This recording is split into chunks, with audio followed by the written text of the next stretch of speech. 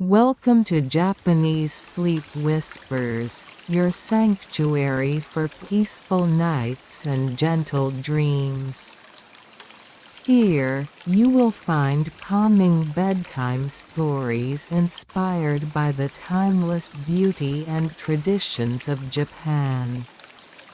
Each story is read slowly in a soothing voice, accompanied by natural sounds such as flowing rivers and the tranquil rhythm of shishi-odoshi. Whether you seek relaxation, relief from stress, or help falling asleep, these tales invite you to drift away into a world of serenity.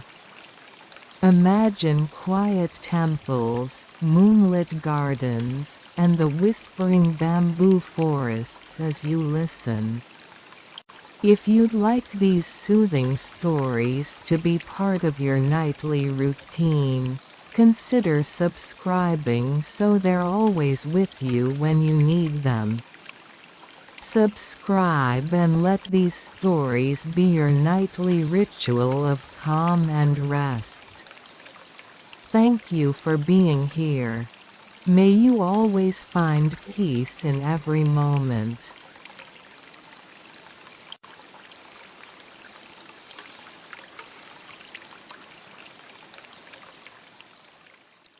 Temple bells among autumn leaves. Prologue. The sound beyond the hills. The mountains were already wearing their autumn robes. Amber and crimson leaves clung to the old cedar path that wound its way to the temple of Shogun-ji. When the wind moved through the trees, it carried a whisper not of sorrow, but of the quiet acceptance that comes when one has lived long enough to know the seasons will always return. High above the valley, where mist rolled like slow waves over the mossy roofs, a bell waited.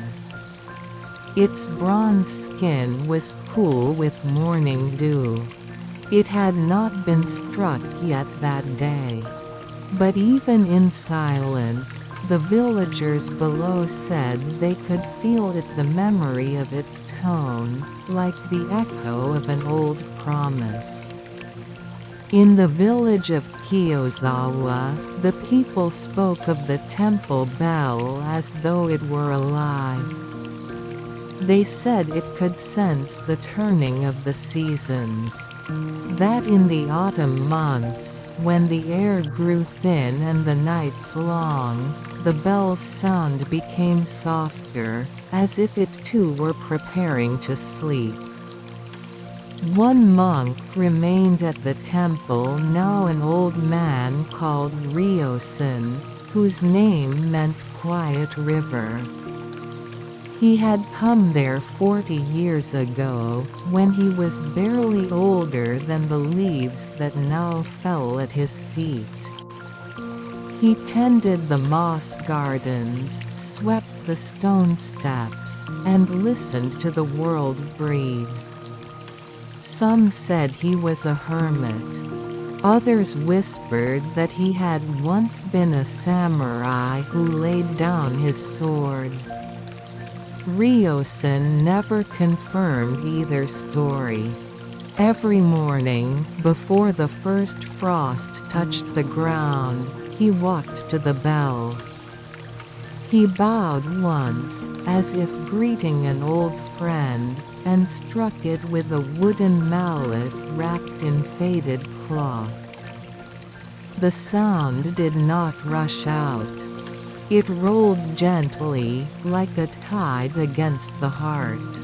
It spread through the mist, down the hills, over the rice fields, and into the dreams of those who still slept.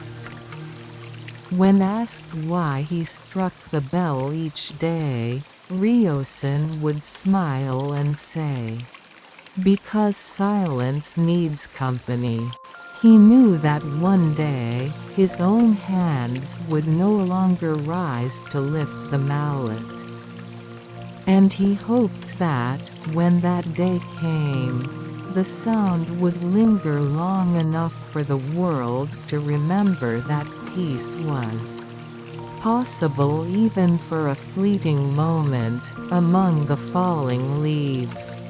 That morning, as the first golden light touched the edge of the valley, Ryosen heard something he had not heard in many years, the faint creak of footsteps on the temple's lower path. He paused, still holding the mallet, and turned toward the sound. The mist parted, and there, emerging from the white veil of dawn, was a traveler. Chapter 1: The Path of Fallen Leaves. The traveler moved slowly, as though each step carried the weight of many miles. His straw hat was dusted with dew, his robe was patched with the careful stitches of long journeys. At his side hung not a sword, but a bamboo flute. When he reached the top of the stone steps, he removed his hat and bowed low to the old monk. "Good morning," said Ryosen softly. His voice was like the bell, steady, resonant, calm. The traveler smiled, though his eyes were weary. "Good morning, Master. I heard the bell from far down the valley. It sounded like home." Ryosen nodded. "The bell calls not to homes, but to hearts. Come, rest." He led the traveler to the wooden veranda that faced the garden. A kettle steamed gently over a small charcoal fire, and 2 cups waited beside it. The fragrance of roasted tea filled the air, mingling with the scent of damp earth and fallen leaves. They sat without speaking for some time. Only the wind spoke, brushing through the maple branches, scattering a few crimson leaves across the tatami. Finally, Ryosen poured the tea. "You have come far," he said. "Yes," the traveler replied. "From Edo." The road was long, but the quiet was kind. Ryosen smiled. "The road teaches more than the destination ever can." The traveler drank, eyes closing as the warmth spread through him. He noticed the simplicity of the place, the moss growing between the stones, the faint trace of incense from the temple hall, the sound of a distant stream. It was the kind of peace that could not be bought, only found. After a while, the traveler asked, "Do you live here alone, Master?" Ryosen nodded.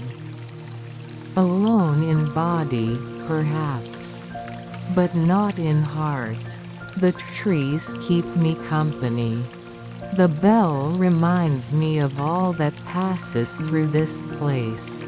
The traveler's gaze followed the bell tower, silhouetted against the morning sky.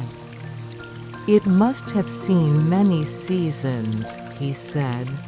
"More than either of us will," Ryosen replied gently. "The bell remembers the footsteps of pilgrims, the laughter of children, the prayers of those who are gone. It is not made only of bronze, but of all those memories." A silence grew between them, not uncomfortable but deep, like a shared breath. Then Ryosen said, "Tell me, traveler, what brings you to this mountain?" The traveler hesitated. At last, he spoke. "I seek something I lost. A name, a sound. I do not know which." Ryosen regarded him with kind eyes. "And do you believe it waits for you here?" "I do not know," the traveler said. "But the bell called to me. I followed." The monk nodded, as though he understood something the traveler himself did not yet know. "Then perhaps," he said, "you did not come to find what you lost but to remember that it was never gone." The wind rose again, carrying the scent of pine and the faint toll of the bell. Its echo lingered in the traveler's chest like a heartbeat he had forgotten. Ryosen stood. "Come," he said. "The day is kind, and the mountain still dreams. Walk with me." They stepped into the garden together, leaves soft beneath their feet. Ryosen's robe brushed lightly against the moss as he walked, every movement deliberate and slow. He paused by a small pond where koi moved like painted ghosts beneath the surface. "Look closely," the monk said. "Even the reflection trembles when you breathe.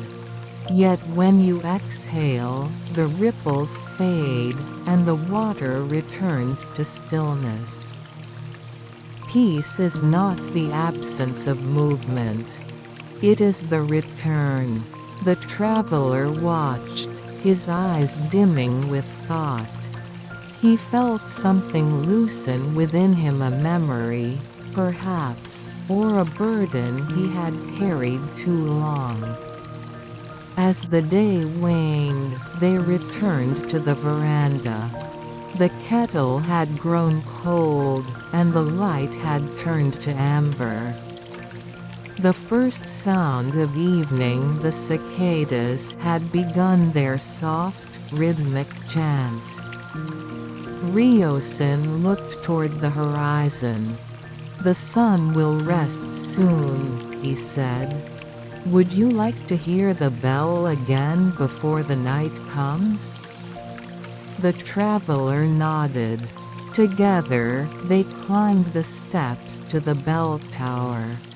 The sky was the color of persimmons, and a thin thread of smoke rose from the village below.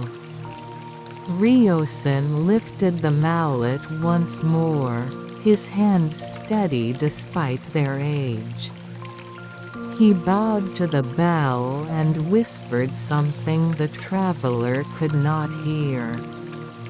Then he struck. The sound spread through the valley again, slow and deep. This time, the traveler felt tears rise without knowing why. The bell did not mourn. It remembered, and as its echo faded into the gathering dusk, he understood that some sounds are not meant to be heard with the ears, but with the quiet within the heart. Chapter 2: The Temple at Dusk.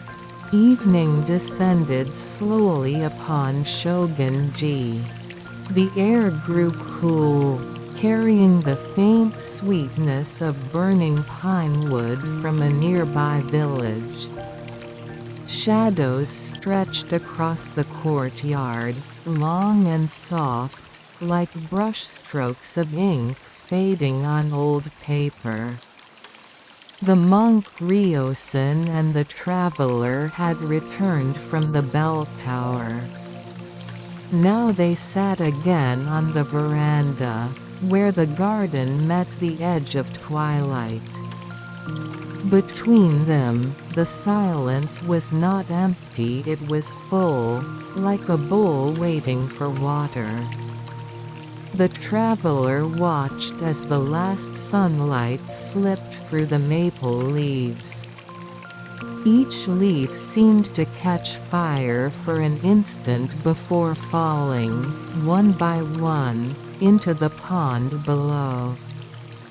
The ripples shimmered gold, then faded into silver. He spoke quietly. In Edo, the nights are filled with noise. Even when the stars appear, they cannot be heard. Ryosen smiled. The stars here do not ask to be heard. They listen. The monk rose, his steps slow, and lit a small lantern beside the veranda. The flame flickered, painting a circle of warmth around them. Light, he said, is a gentle visitor. It never demands to stay. As the lanterns were lit one by one along the garden path, the temple seemed to exhale. The scent of tatami and cedar grew stronger. The world outside began to dissolve into mist. Crickets started their soft chorus, 1,000 tiny hearts beating beneath the grass. The traveler set down his cup and said, "I cannot remember the last time I watched a day end without fear of what tomorrow might bring." Ryosen looked at him kindly. Tomorrow is only the shadow of today's breath. Nothing more. The traveler turned the words over in his mind. He wondered if the monk spoke in riddles or truths. But before he could ask, Ryosen added, "Once, a young monk asked me, 'Master, how do I quiet the world inside my head?' I told him, 'Listen until the noise becomes a lullaby.'" The traveler smiled faintly. Did he ever learn? Ryosen's eyes softened. He is still listening. The temple bell did not ring again that night. Its earlier sound lingered only in memory, an echo folded into the coolness of the air. Instead, the wind moved gently through the bamboo, and the lanterns swayed as if breathing. After a while, the traveler spoke again. "When I was a child," he said, "there was a temple near my village. Every autumn, we would place paper lanterns on the river. We called them Toro Nagashi, the floating lights.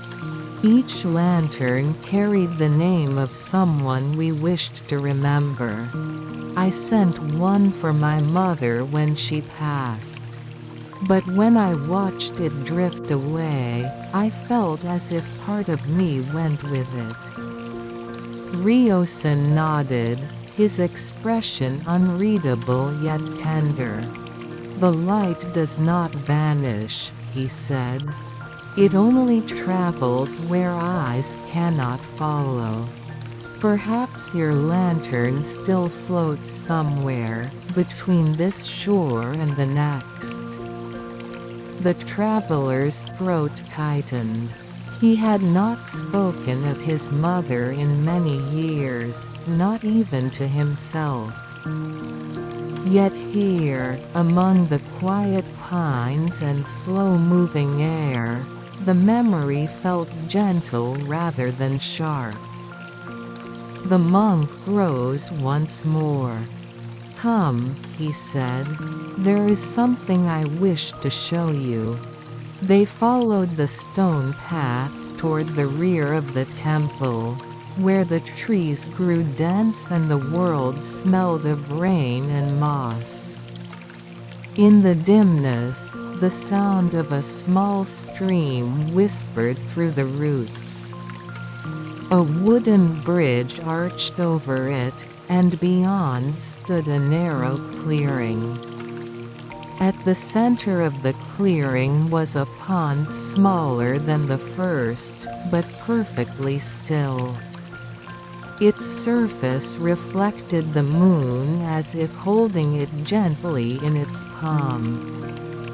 Ryosen set another lantern afloat upon the water. It glided soundlessly, its flame trembling but never dying. "This," said the monk, "is where I keep the lights for those who have no one to remember them. Villagers, travelers, strangers. When the bell rings, I light one lantern for each who has passed through these mountains. By dawn, the wind carries them away. By night, they return." The traveler knelt by the pond, watching the lantern drift. The flame wavered, mirrored perfectly in the dark water below. "May I light one?" he asked. Ryosen handed him a fresh lantern and nodded. "Write no name upon it. The heart will know who it belongs to."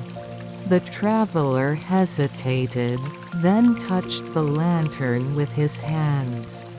He whispered something so softly that even the night could not keep it and set it on the water. The flame caught, small but steadfast. It floated beside the monk's lantern, two lights traveling together, reflected twice in the mirror of the pond.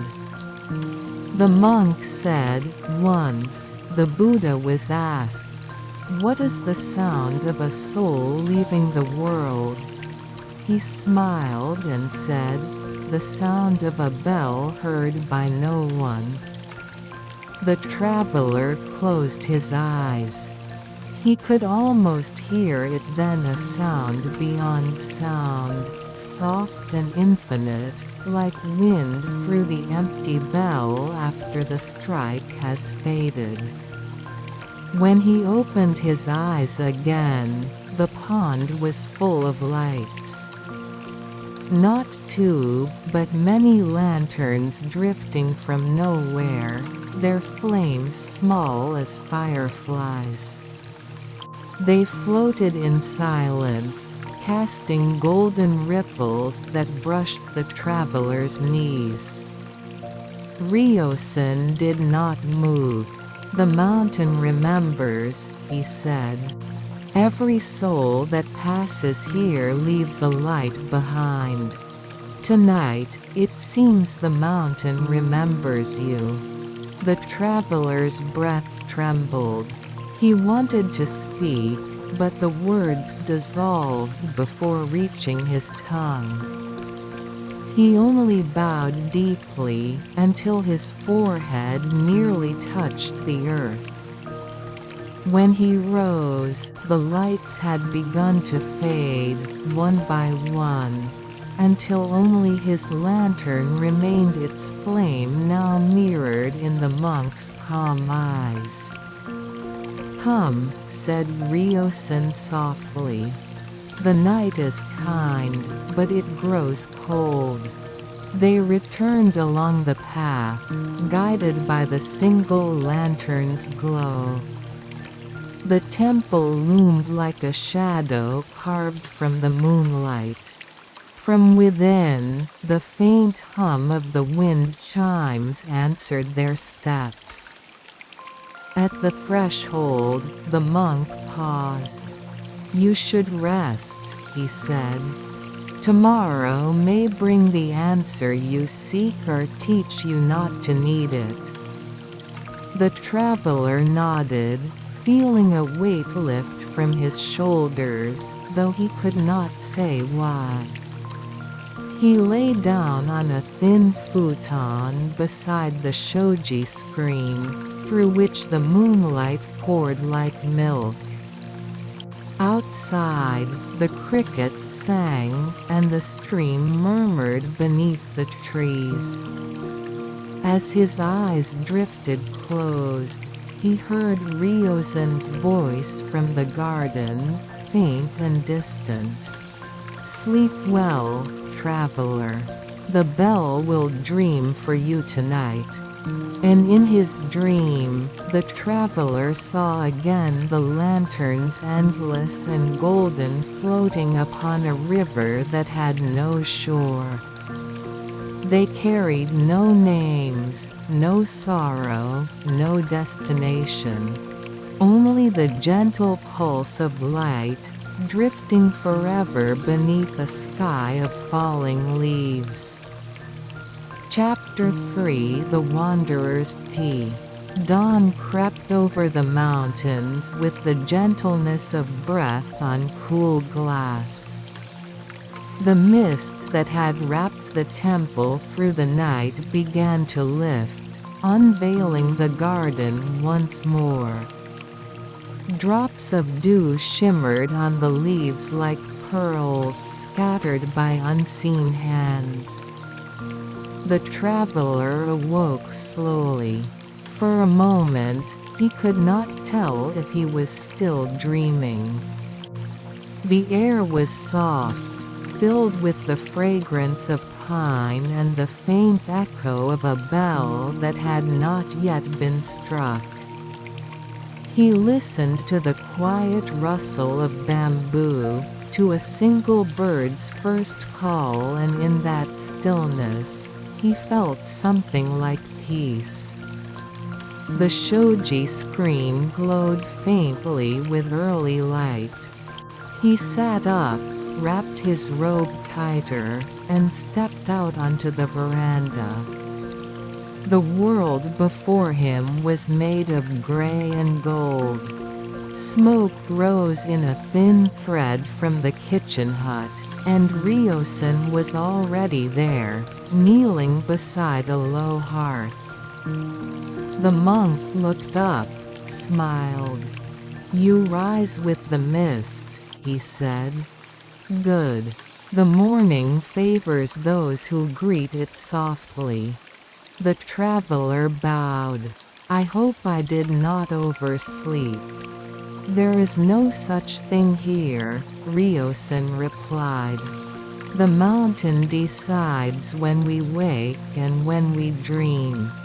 He gestured toward a small wooden table. Upon it sat a lacquered tray, a bamboo whisk, a ceramic bowl, and a small jar of green tea powder. "The first light deserves a cup of tea," the monk said. "Would you join me?" The traveler nodded and sat. He had seen tea prepared in many inns and houses, but never like this. Here, there was no haste, no chatter, only the slow rhythm of breath and motion. Ryozen poured hot water into the bowl, steam rising in gentle swirls. He stirred the tea with the whisk, each turn deliberate, like a brush painting circles of calm into the air. The sound, soft, steady, seemed to blend with the whisper of wind through the pines. When the tea was ready, the monk set the bowl before the traveler with both hands. "Drink," he said, "but do not rush. Taste the space between the sips." The traveler lifted the bowl. The surface of the tea reflected the morning light, a still pond of green.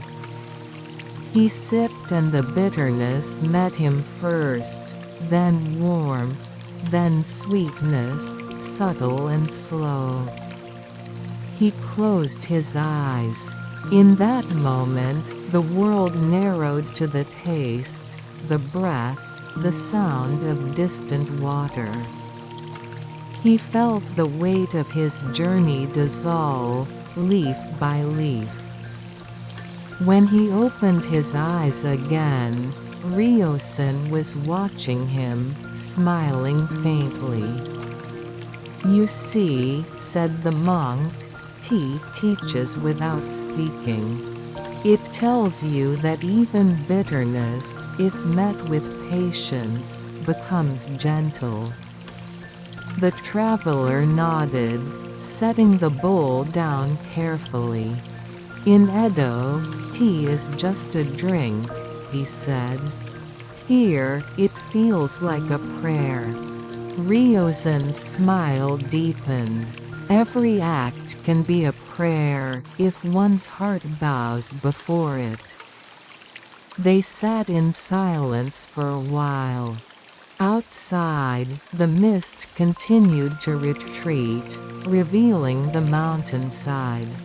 The temple bell caught the first light of sun and shimmered faintly, like the promise of a sound. "Do you always drink tea alone?" asked the traveler. "Not always," Ryosen replied. "Sometimes the sparrows join me. Sometimes the wind. Sometimes a memory." The traveler tilted his head. "A memory?" "Yes," said Ryosen. "There was once another traveler, long ago. He came in winter, when snow buried the steppes and the world was without color. He stayed for 3 nights, drank tea each morning, and on the 4th day, left without a word. When spring came, I found a flute resting by the bell tower." The traveler's gaze shifted to the flute at his own side. He touched it unconsciously, tracing its worn bamboo surface.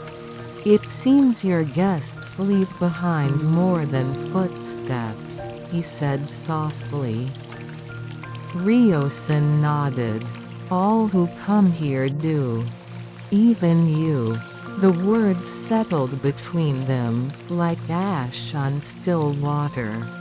The traveler did not know what he had yet to leave behind, but he felt the truth in the monk's voice. After they finished the tea, Ryosen rose and began to sweep the veranda. The traveler offered to help, but the monk shook his head. "The sweeping is not for the dust," he said. "It is for the heart." Instead, the traveler wandered through the garden. The morning light painted the stones gold, and the leaves gleamed as though washed clean by the night's breath. He passed the pond where they had floated the lanterns. Only faint rings on the water remained, but he thought he saw just for a moment a flicker of light deep beneath the surface. When he returned, Ryosen was standing beside the bell. He held the mallet, ready to strike. But before he did, he looked to the traveler. "Would you like to sound it today?" The traveler blinked. "Me?" The monk nodded. "The bell does not belong to one hand alone. Its voice changes with the heart that awakens it." Hesitant but honored, the traveler approached. He bowed, as he had seen Ryosen do, and took the mallet. It felt heavier than he expected, solid, ancient, full of quiet power. "Strike not with strength," said the monk. "Strike with breath." The traveler drew in a slow inhale, raised the mallet, and let it fall gently against the bronze. The sound bloomed low, deep, endless. It seemed to roll through his bones, through the trees, through the very air that held them. He felt his heartbeat slow, his breath soften. He felt, for a moment, as though he were no longer separate from the mountain, the temple, the world. When the sound faded, Ryosen bowed again. "Well done," he said. "You have spoken the language of silence." The traveler lowered the mallet, unsure whether to smile or weep. He looked at the bell, then at the monk. "What does it mean," he asked, "to speak that language?" Ryosen replied, "It means to live so quietly that even the wind listens." The day unfolded gently after that. They repaired a wooden gate, fed the koi, gathered fallen branches for the hearth. Each act was unhurried, deliberate, and full of small grace. The traveler began to understand that in this place, even stillness was a kind of movement, a rhythm that asked for no applause, only awareness. When afternoon came, the traveler took his flute and sat by the edge of the pond. He lifted it to his lips, unsure if he remembered how to play. The first note trembled, uncertain. The second flowed more easily. Soon, the air filled with a tune both sad and serene, as if born from the bell's own echo. Ryosen listened from the veranda, eyes half closed. He did not speak. When the song ended, the monk said only, "That sound has been waiting here for a long time." The traveler smiled faintly. "Perhaps it was yours, from long ago. Or perhaps it was the mountains," Ryosen said. "It does not matter whose. All songs return home." As the sun sank behind the ridges, the air cooled again. The monk prepared another pot of tea, and they drank together in the soft glow of dusk. Neither man spoke much. They did not need to. The silence between them was full of understanding, like two rivers meeting beneath the fog. When the stars began to appear, Ryosen looked upward. "Tomorrow," he said, "we will walk beyond the temple. There is a bridge the mist often hides. It leads nowhere, and yet, everyone who crosses it returns changed." The traveler looked toward the darkened trees. He felt a quiet anticipation, not of adventure, but of discovery. He bowed his head. "I will follow." The monk smiled. "Then sleep well tonight, my friend.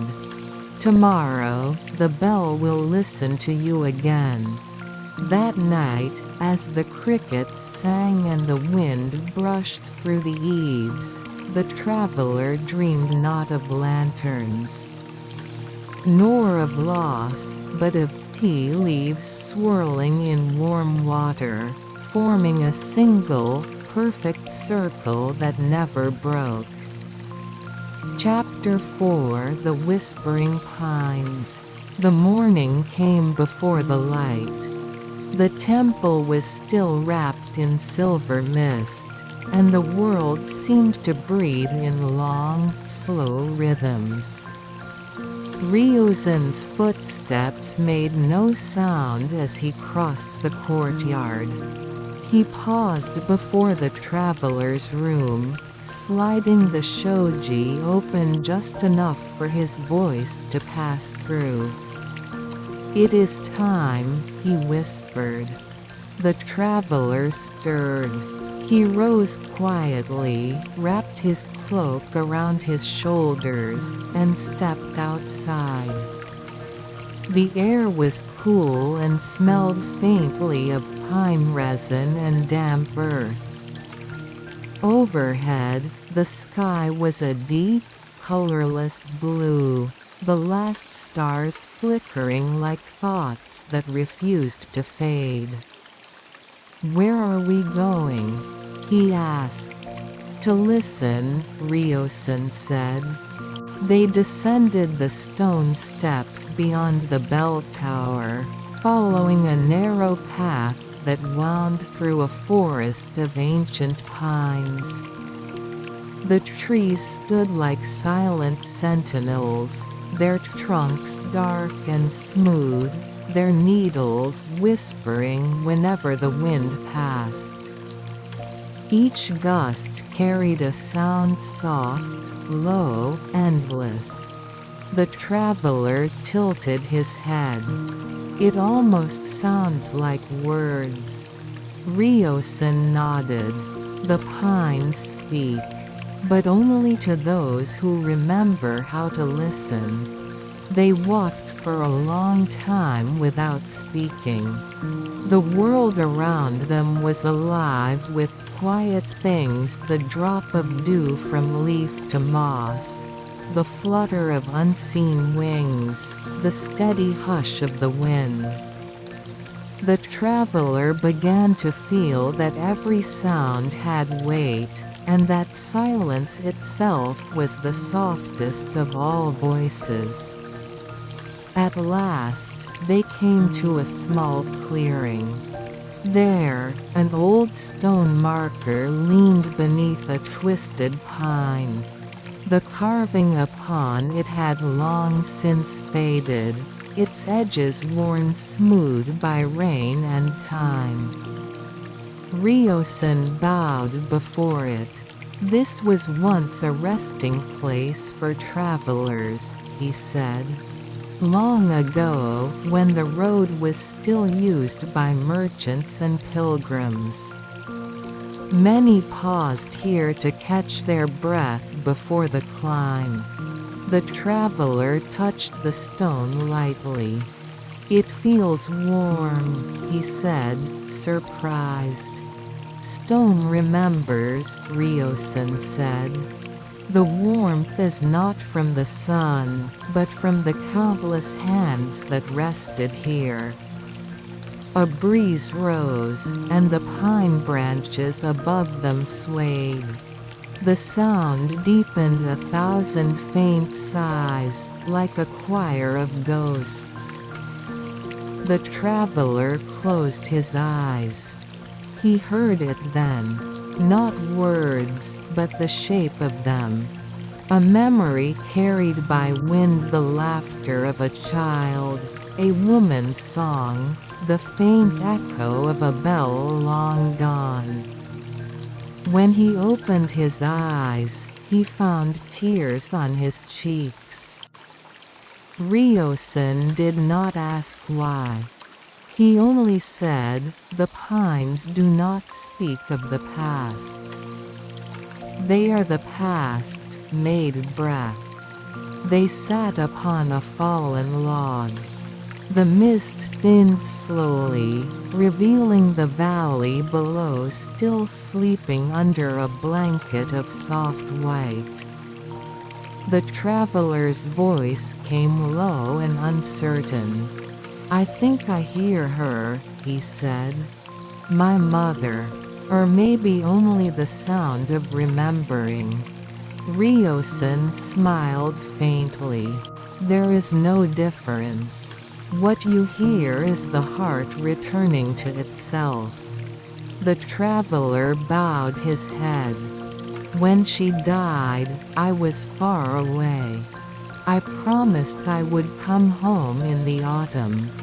She waited until the first leaf fell and then she was gone. The wind paused, as if listening. Then, softly, the pine branches stirred again, scattering needles that shimmered as they fell through the air.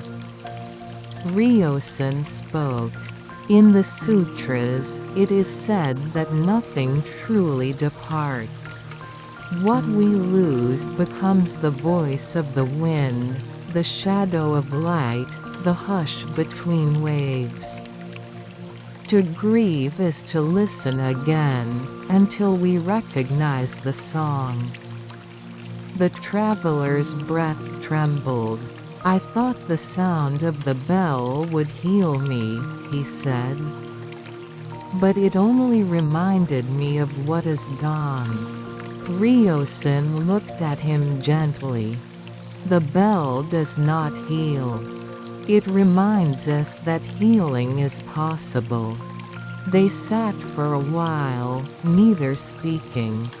The forest moved around them, the wind rising, falling, like the breath of a sleeping world. Then, quietly, the monk began to hum. It was not a song of words, but of tones, slow and low, like the hum of bees in summer grass. The sound wove through the air, met the pines, and was carried away. The traveler felt his chest loosen, as though the melody were entangling the knots in his soul. When the humming faded, Ryosen said, "Every sorrow has a note. When you find it, sing it softly. Then it no longer binds you, it joins the wind." The traveler looked upward. Then all the world must be full of songs we cannot hear. Ryosen smiled. Indeed. That is why I strike the bell each day, to remind the mountain to keep listening. They rose and began their walk back to the temple. The sun had finally reached the tops of the trees, spilling light like gold ink across the forest floor. The traveler noticed how each beam found something to rest upon: a fallen leaf, a spider's web, a pool of water turning the simplest thing into something sacred. When they reached the edge of the forest, Ryosen paused. He turned and looked back at the trees, his face serene. "Do you hear them now?" he asked. The traveler nodded. "Yes," he whispered. "And I think they are no longer only sorrow. They sound like gratitude." Ryosen's eyes shone with quiet joy. Then the pines have finished their teaching. As they climbed the last few steps toward the temple, the bell came into view again, its bronze surface catching the morning sun. Ryosen stopped and placed his hand upon it. "Every sound returns," he said. "Just as every leaf, when it falls, becomes the soil for new roots. Listen long enough, and you will hear yourself returning too." The traveler looked back toward the forest. The wind moved through the trees again, this time softer, like the hush of a mother soothing her child. He bowed deeply, both to the monk and to the mountain itself. And for the first time since his journey began, his heart felt light. That evening, when the temple bell rang, its tone seemed changed, not louder, not deeper, but more alive. The villagers in the valley below looked up from their evening fires and said, "The bell sounds younger tonight." But they could not know that it was not the bell that had changed, only the heart that struck it. Chapter 5: The Bell and the Memory. That night, the sky above Shogun-ji was clear and cold. The moon hung like a lantern of pale silk, its light washing the world in quiet silver. The air smelled faintly of ash and pine, of tea and rain that had not yet fallen. The traveler lay upon his futon, eyes open, listening to the stillness between the sounds. Somewhere in the distance, an owl called once, and the echo dissolved into the night. He thought he heard the temple bell move, though it did not ring, as if it were breathing, slowly, waiting. He closed his eyes, and in that moment, the line between waking and dreaming vanished like mist. He found himself standing in the temple courtyard. But it was not the same. The air shimmered with a golden haze, and the trees were heavy with leaves that glowed like fire. Lanterns floated through the air as though caught in an invisible current, rising instead of falling. Each one carried a faint whisper of voice he could almost recognize. The bell tower loomed above, but its bronze was brighter, untarnished by time. And there, standing beside it, was Ryosen. Only he was younger. His hair dark, his face unlined, his eyes alive with the calm fire of devotion. He held the mallet, poised but unhurried. "Master," said the traveler, though his voice sounded strange to his own ears. "Where are we?" Ryosen turned, smiled as if he had expected him. "This is the echo of what has been," he said. "And what still lingers." He motioned toward the bell. "Do you wish to hear it?" The traveler hesitated, then nodded. The monk struck the bell. The sound was unlike any the traveler had heard before. It was not a tone, but a wave, a deep current that seemed to pass through him and into the world beyond. The trees shivered. The lanterns trembled. The ground itself hummed softly, as though remembering something it had forgotten. And within the sound, he heard voices. Not words but feelings. The laughter of his mother, the rhythm of his footsteps as a child chasing dragonflies along a river bank, the murmur of rain on the roof of his family's home. Moments long buried unfolded like petals, each one lit by the sound of the bell. He fell to his knees. The sound filled him until it became breath itself, until he could not tell where he ended and the bell began. Then, suddenly, the sound stopped. The world fell utterly still. Even the wind held its breath. When he looked up, Ryosen was gone. In his place stood another figure, a woman in a simple white kimono, her hair bound loosely, her eyes kind and distant. She smiled. "You followed the bell," she said. "Just as I knew you would." The traveler's throat tightened. "Mother." She did not answer with words. She reached out her hand, touched his cheek, and for a moment, he felt warmth not of the body, but of memory.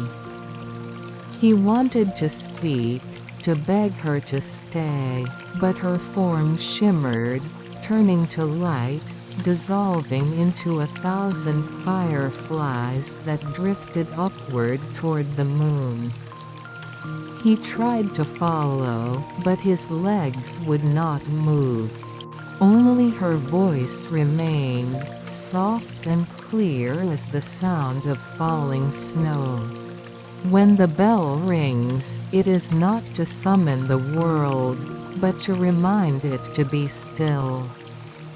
You have carried my silence long enough. Let it go, my child. The light faded. Darkness returned.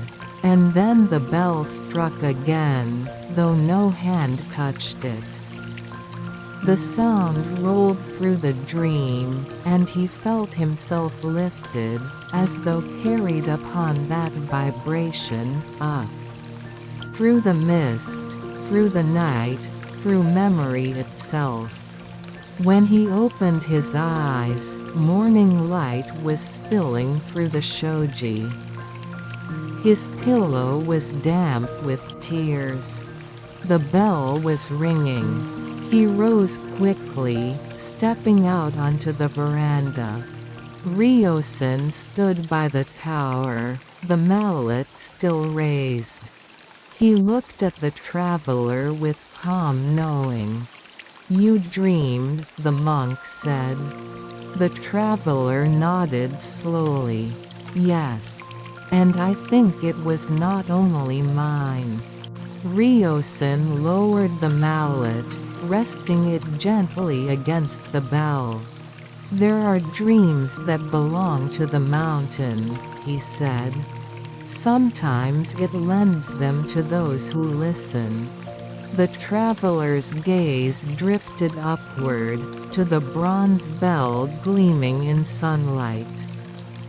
"I heard her voice," he whispered. "My mother.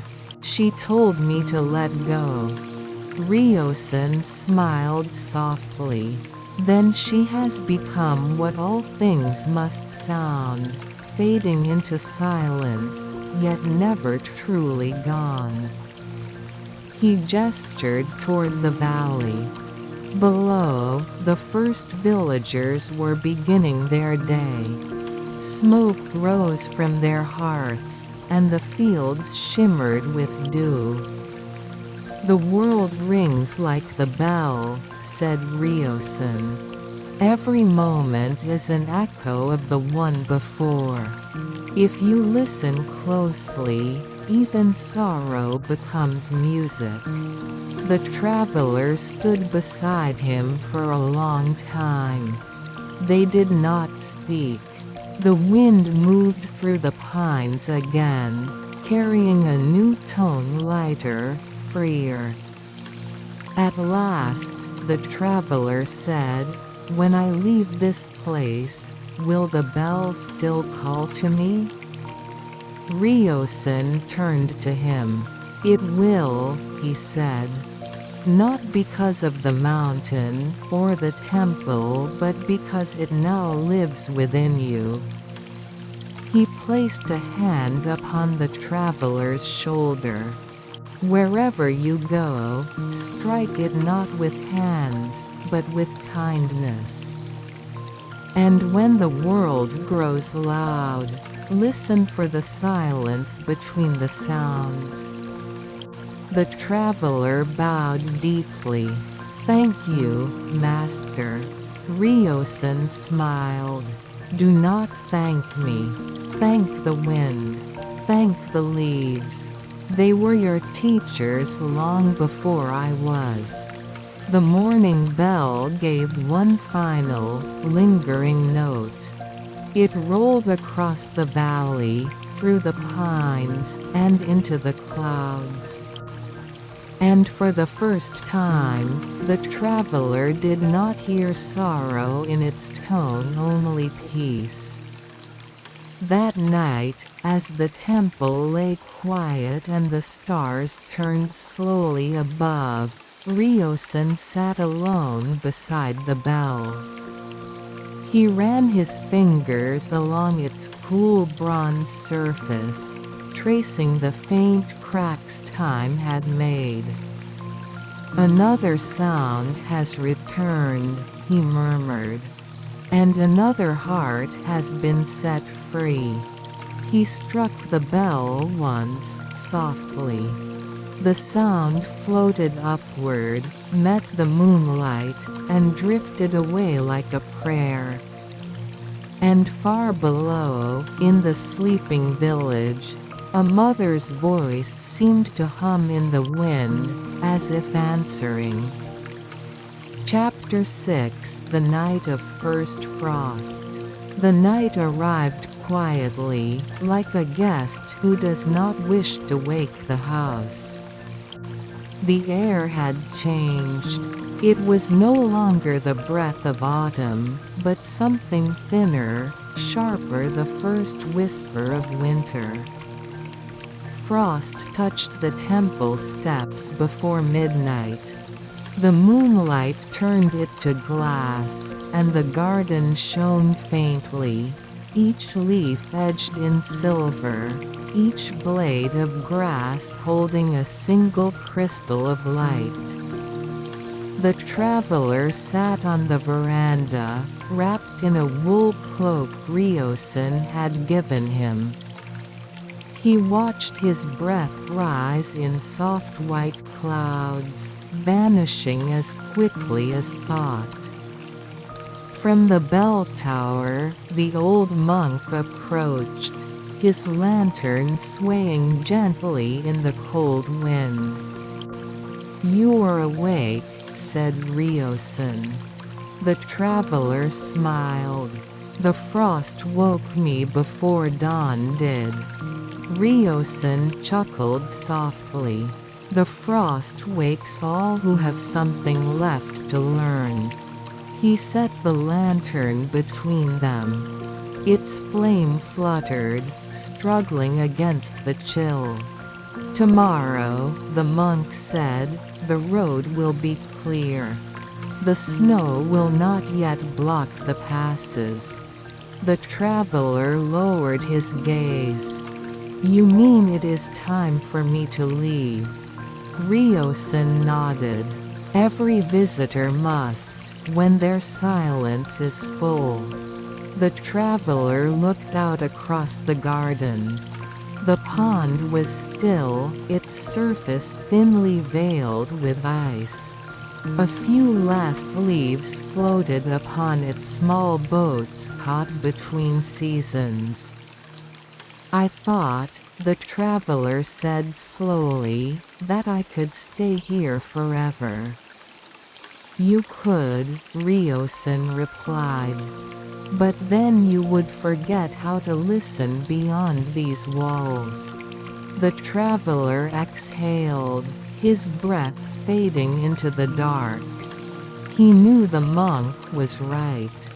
Yet the thought of leaving filled him with a quiet ache. The temple had become more than shelter, it was a mirror, a heartbeat, a home. Ryosen rose and motioned toward the bell. "Come," he said. "Tonight we ring it not for the living or the dead, but for the frost itself." They walked together through the glittering garden, the frost crunching beneath their feet like tiny bells. When they reached the tower, the air was perfectly still. Even the wind seemed to hold its breath. Ryosen handed the mallet to the traveler. "This will be your last sound here," he said. "Make it a farewell that does not end."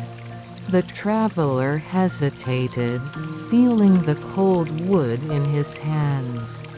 He looked up at the bell, its bronze surface shining pale in the moonlight. Then he lifted the mallet, closed his eyes, and struck. The sound rose into the night, slow, deep, and infinite. It lingered, trembling in the frost-heavy air, until even the stars seemed to pause to listen. The traveler felt something release within him, a knot of longing, perhaps, or the last echo of grief. Tears welled in his eyes, but they did not fall. When the sound finally faded, the monk said softly, "The frost will melt at sunrise, but its memory will remain. So too with all things we love." They stood there for a time, listening to the quiet after the sound. It was not emptiness, it was fullness, the kind that exists only after understanding. Later, back inside, the monk poured hot tea. The steam rose like a spirit, curling toward the dark beams above. Ryosen said, "When the first frost comes, even the stones remember warmth." That is how the heart endures change. The traveler nodded. Then the frost is not death. Ryosen smiled. No, it is only a pause before renewal. They drank in silence. Outside, the frost crept higher along the walls, and the moon drifted toward the horizon. After a while, the traveler spoke. "When I came here, I thought I was lost. Now I realize I was only quiet enough to be found." Ryosen placed his cup down. "Then you have already learned what this place wished to teach you." The traveler looked toward the open door, where the frost glowed faintly. "Will I ever return?" he asked. The monk's eyes were calm, his voice a whisper. "All who listen truly return, even if their feet never do." That night, before sleep, the traveler stepped once more into the garden. The frost sparkled beneath his feet, and the air hummed with stillness. He thought of the lanterns upon the pond, the sound of the pines, the bell's deep voice fading into eternity. He looked up at the stars. They seemed closer now, as if the mountain itself had lifted to meet them. He whispered, "Thank you," though he did not know to whom, perhaps to the bell, perhaps to the wind, perhaps to the silence itself. Then he bowed deeply to the sleeping temple and returned inside, where the embers in the hearth glowed like the last warmth of autumn. And when he finally closed his eyes, he dreamed of a single leaf falling slowly onto snow, not dying, but resting. Chapter 7: The River Beneath the Moon. The morning came softly, though the sun had not yet risen. Mist hung low across the mountain, wrapping every tree, every stone, in veils of silver. The traveler stood at the gate of Shogun-ji, his pack upon his back, his cloak drawn close against the cold. Ryosen waited beside him. The monk's face was calm, though his eyes carried a light that seemed both joyful and sad. "You will follow the lower path," Ryosen said, pointing toward the narrow trail winding into the forest. "It will take you to the river. Cross it at dawn, and you will find the road to the village." The traveler bowed deeply. "Master, there are no words that are enough." Ryosen smiled. "Then do not use words. Walk in silence.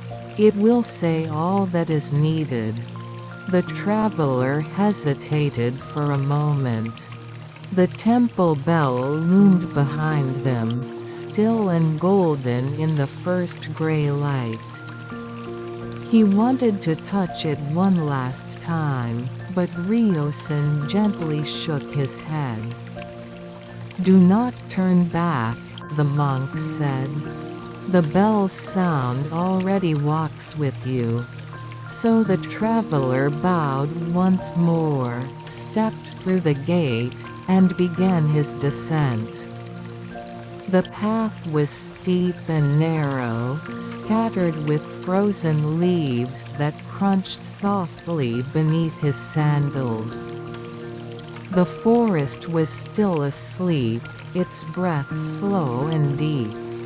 Now and then, a bird stirred, shaking frost from its wings. The traveler moved slowly, feeling each step as if it were a heartbeat. He no longer hurried. The mountain seemed to guide him, its silence kind, its chill gentle. As the path leveled, the trees parted, and the sound of running water reached his ears. It was faint at first, like a memory, then clearer, a steady murmur, rhythmic and endless. He followed the sound until he stood before a wide river. The water moved calmly, its surface smooth as polished stone, reflecting the pale curve of the setting moon. He knelt at the bank.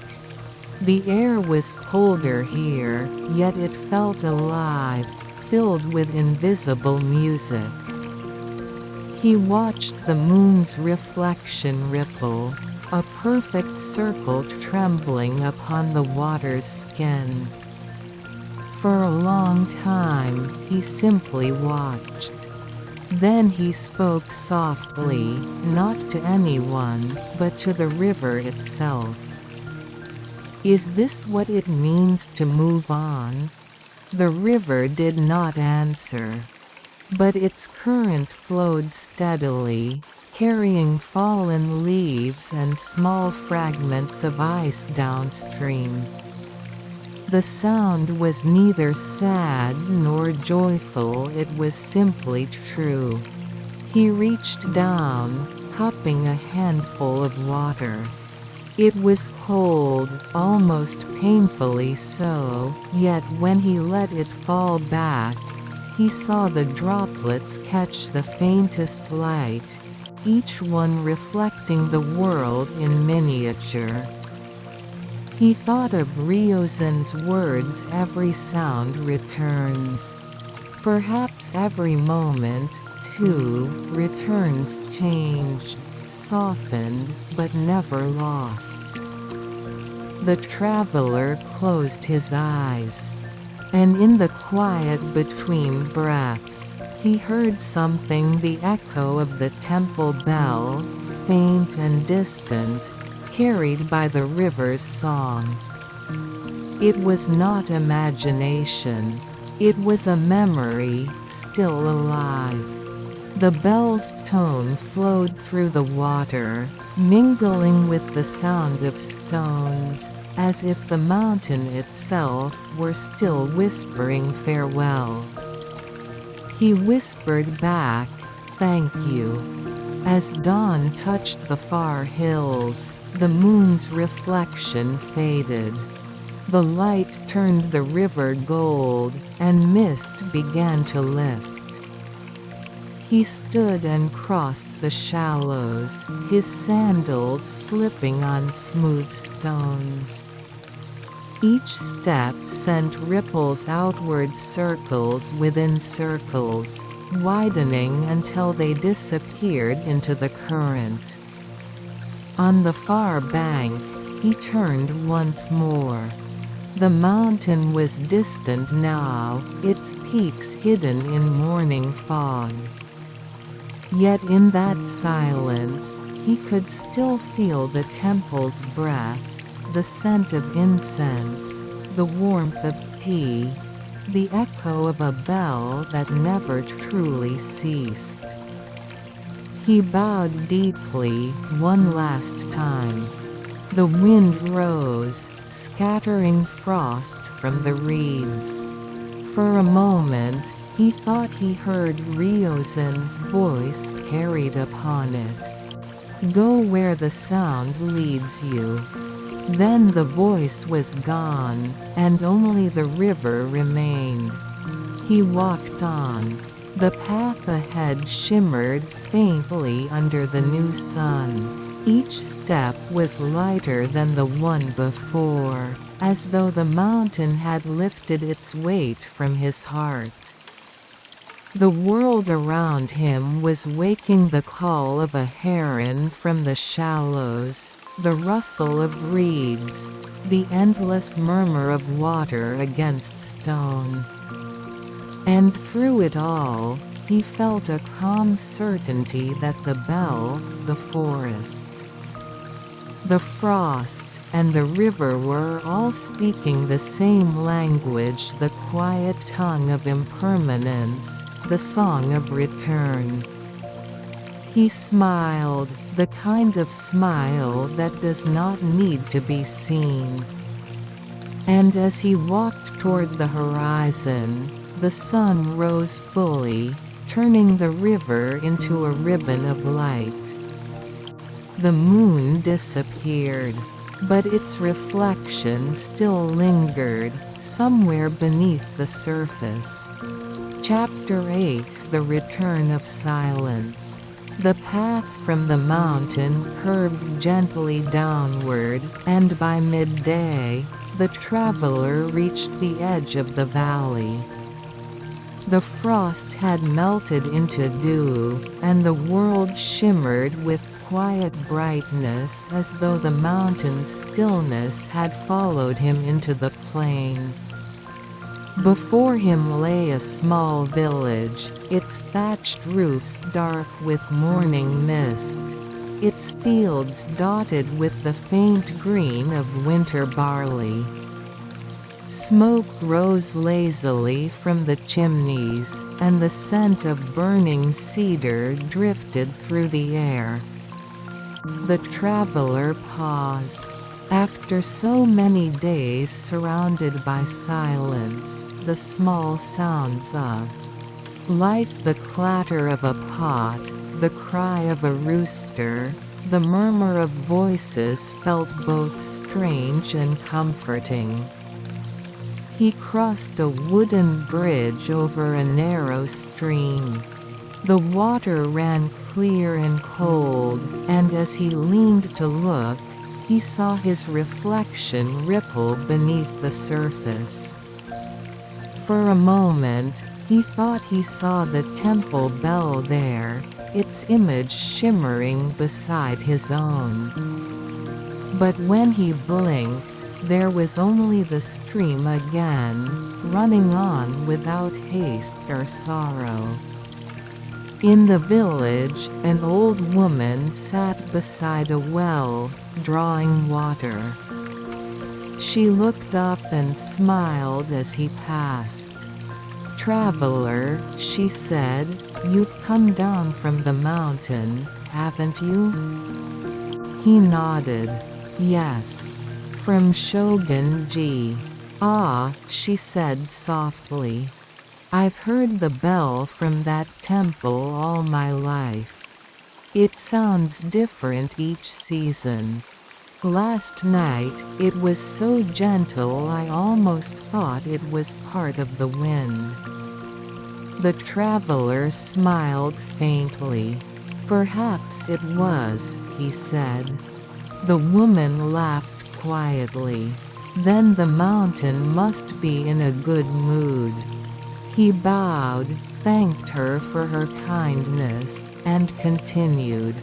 Each step carried him farther from the mountain, and yet, the sound of the bell seemed to echo faintly behind him, not from the distance, but from within. By evening, he found an inn at the edge of the village. Its paper lanterns glowed softly, and a small stream ran beside it, murmuring in harmony with the wind.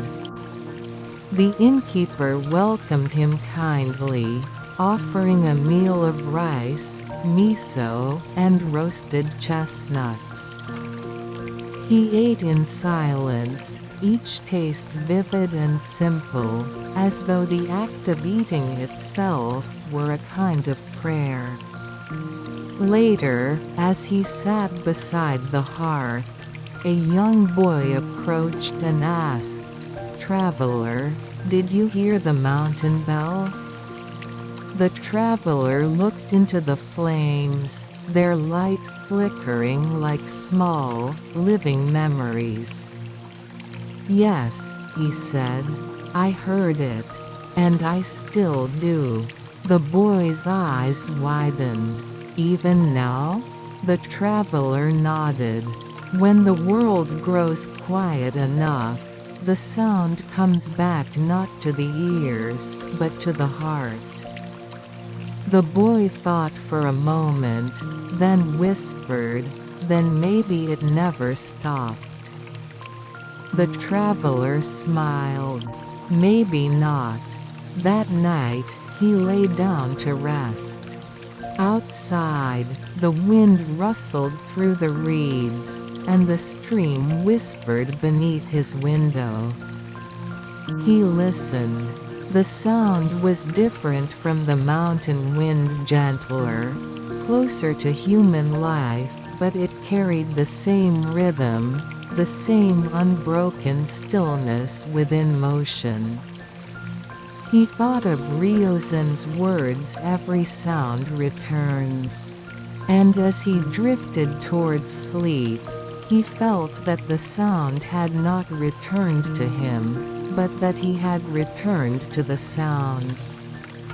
The walls of the room faded, the ceiling dissolved into sky, and he was once again standing before the temple bell. It hung silent, yet full, as though containing all the voices of the world within its bronze. He bowed deeply, and the silence bowed back. When morning came, the traveler rose and continued his journey east. The fields stretched before him like an ocean of light, and the mountains behind him glowed faintly in the mist. He did not look back this time. He did not need to. The bell's tone lived quietly within each breath he took, within the sound of the wind through the barley, within the distant laughter of the villagers beginning their day. As he walked, he began to hum a low, slow melody, born not from memory, but from peace. It blended with the sounds around him, and the world seemed to listen. The road wound onward, soft beneath his feet, and though he was alone, He felt accompanied by the wind, by the silence, by the bell that had taught him to hear. And somewhere high above, in the mountain temple of Shogunji, Ryosen struck the bell once more. The sound rolled down the valley, gentle and vast, and for a brief, perfect moment, it seemed that all the world held its breath. Listening. Epilogue. The sound that remains. Years passed. The mountain remained. The seasons came and went in quiet rhythm: spring rains, summer winds, autumn leaves, winter frost. The temple still stood among the pines, its bell unchanged, though its tone had deepened with time. Far below, in a small riverside village, an old man sat each morning beneath a persimmon tree. His hair was white, his back slightly bent, yet his eyes were clear, calm as the surface of a still pond. He was the traveler who once climbed the mountain. Each dawn, he listened. Not for voices, nor for footsteps, but for that sound that once guided him through mist and memory. The villagers had grown used to seeing him there, a quiet figure greeting the sunrise with silence. Children would pass, their laughter echoing like small bells, and the old man would smile, as if he recognized the sound. Sometimes, when the wind came down from the hills, he could hear it. Again the faint, low hum of the temple bell, so distant that it might have been only the heart remembering. Yet he knew better. He knew that what fades to others only deepens to those who keep listening. One autumn evening, as the sky turned copper and the river burned with light, he felt the air grow still. The reeds swayed once, then stopped. The world seemed to wait. He closed his eyes. And in that silence, the sound returned, not loud, not grand, but as soft and steady as breath. The bell. It rolled through him like a tide of memory, filling every quiet corner of his being. He was no longer in the village, nor upon the plain. He was walking again through the forest of pines, feeling frost beneath his sandals, the faint mist upon his face. He saw the temple before him, unchanged, eternal. And there stood Ryosen, older, perhaps, or simply timeless. The monk bowed. "You have returned," he said. The old traveler smiled. "I never truly left." Ryosen's eyes shone like still water. "Then you have learned the final teaching." The traveler tilted his head. "And what is that?" "That silence," Ryosen said, "is not the absence of sound. It is the space where every sound rests." The traveler's heart grew lighter. He looked up at the bell, its bronze surface glowing faintly in the twilight. "Shall we ring it once more?" he asked.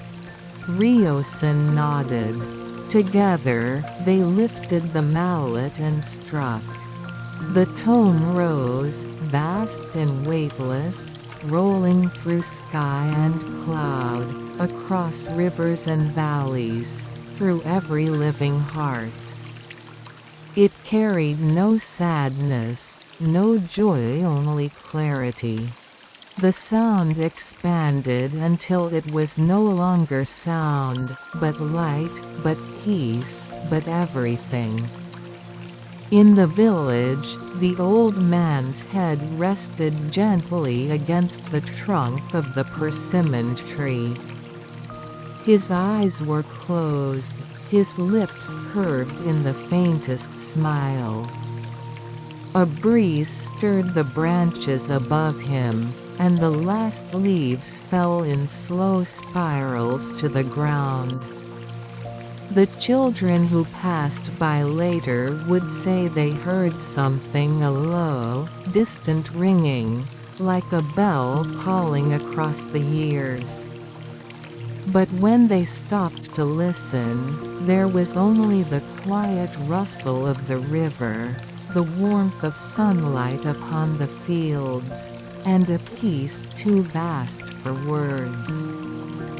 Far away, high in the mountains, Ryosen sat beside the temple bell, his eyes turned toward the valley below. He felt the faint vibration through the air, the echo of a sound that had long since become silent. He whispered, "Another soul has crossed." Then he struck the bell once more, a single, soft tone, carried into eternity. The mountain breathed. The pines whispered. The river flowed. And somewhere between sound and silence, the bell continued to ring, not in bronze, but in the heart of all who had ever listened. Under the umbrella, listening to spring rain. Prologue: the sound of gentle rain. It began with the sound of rain, not heavy, not hurried, but soft, steady, as though the sky were breathing above the rooftops of old Edo. The rain slipped down the tiled eaves, traced the paper walls of houses, and whispered through narrow lanes where the lamps still burned. The city slept lightly, wrapped in the hush of spring. Somewhere, a shamisen played faintly a distant melody, fragile as a petal caught in the wind. The scent of wet earth rose from the garden paths, mingling with the sweetness of plum blossoms. Beneath a red paper umbrella, a man walked alone. His sandals brushed puddles that reflected lantern light, turning the world beneath him into rippling gold and crimson. He was not young, nor old, a quiet man with hands shaped by work.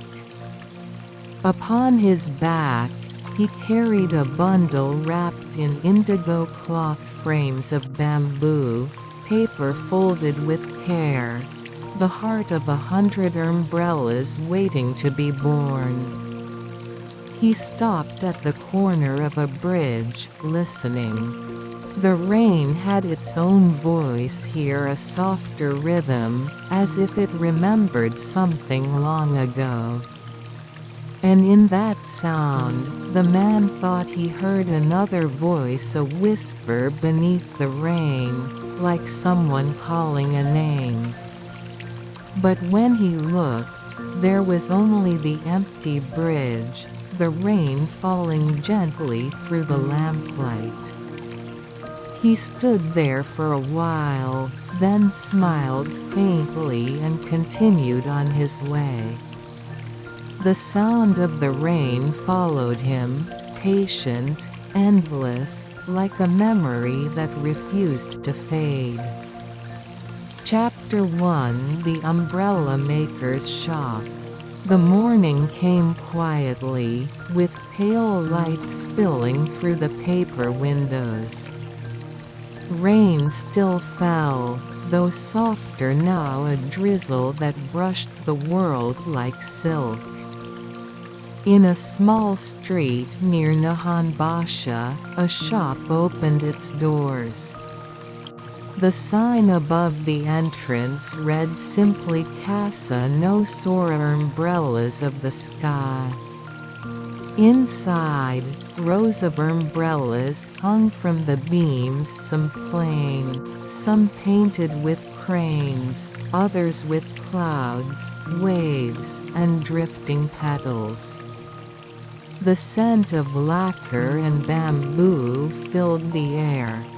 The man from the night before, his name was Takaharu, set down his bundle and began his work. His hands moved with calm precision, splitting bamboo, binding thread, stretching oiled paper until it shone translucent in the morning light. Outside, the street slowly awoke. Merchants called from their stalls, a child's laughter echoed down the lane, and the rain continued its quiet song. Takaharu liked these mornings best when the world was awake, but unhurried, when each drop of rain seemed to mark the passing of time without demanding anything in return. As he worked, a voice came from the doorway. "Excuse me, sir," a woman said softly. Her voice was calm, but carried something, a note of distance, as though it had traveled far to reach him. He looked up. A woman stood beneath the eaves, holding a closed umbrella. Her kimono was simple, pale blue with a faint pattern of rain clouds. Her hair was tied neatly, though a few strands clung to her cheek from the drizzle. Takaharu bowed. "Please, come in. You'll catch a cold standing there." She stepped inside. The sound of the rain softened as the door slid shut behind her. "I came across an umbrella," she said. "This one belonged to someone who has not returned." She set it upon the counter. The umbrella was old, its frame slightly warped, the paper torn near the ribs. Yet Takaharu could see that it had once been fine work. He opened it carefully. The paper still held the faint scent of plum blossoms. "Did he buy it here?" he asked gently. The woman nodded. "Yes. Many years ago. From your father, I believe." Takaharu looked closer, and there, faintly carved into the handle, was his father's mark, a small crescent moon. "I remember," he said. "He made this design when I was still a boy." The woman's gaze lingered on the umbrella. "Can you repair it?" He nodded. "I can. But if I may ask, why now?" She smiled faintly, a smile that trembled like a reflection in a puddle. "Because the rain has returned," she said. "And with it, the sound I have been waiting for."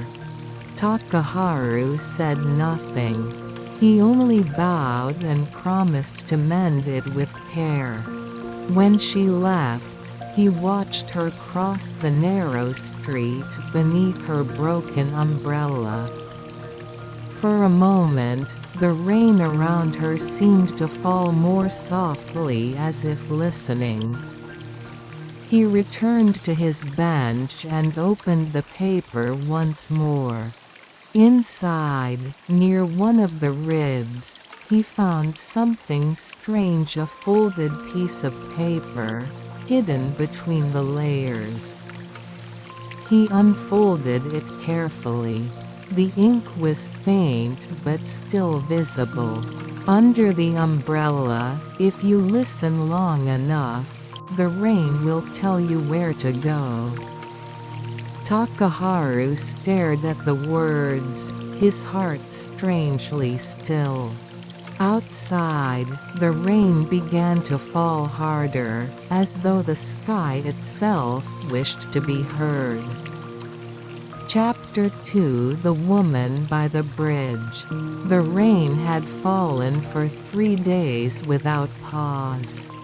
By the time the fourth dawn arrived, the sky seemed made entirely of gray silk, soft, endless, and full of quiet promise. Takaharu walked along the Sumida River, his umbrella tilting slightly to shield against the wind. The water beneath the bridge rippled like ink, its surface broken by the steady fall of droplets. The city beyond was hushed. Only the distant creak of a boat's errand, the occasional call of a night heron broke the rhythm of the rain. He had finished repairing the old umbrella the night before. The torn paper had been replaced with fresh washi, but he had left one small patch of the original. Untouched, a faint blossom pattern near the center, as if to preserve the memory it carried. Now, he carried it in his hands, wrapped carefully in indigo cloth. He was on his way to return it. When he reached the bridge, he saw her standing there, the woman in the pale blue kimono. She held no umbrella this time. Rain fell over her hair and sleeves, yet she did not seem to notice. She was looking into the river, her face calm, almost serene, as if she were listening to something only she could hear. Takaharu hesitated before approaching. Then he called softly, "Excuse me, you'll catch a cold again." She turned, surprised, and for a moment, her expression changed, as though she had seen not him, but someone else entirely. Then she smiled gently. "You repaired it." He nodded, unwrapping the bundle. "I did. It's not as perfect as it once was, but it should keep the rain away." She took it from his hands and opened it. The paper shone softly, its surface reflecting the pale light of the river. For a heartbeat, it seemed as though the rain fell more slowly beneath its canopy. "It's beautiful," she whispered. "Just like before." Takaharu tilted his head. "Before?" She looked toward the river again. "My husband used to stand here," she said softly. "He would wait for me when I went to the market. Every time it rained, he brought this umbrella." The rain seemed to hush around them. Even the river's murmur grew distant.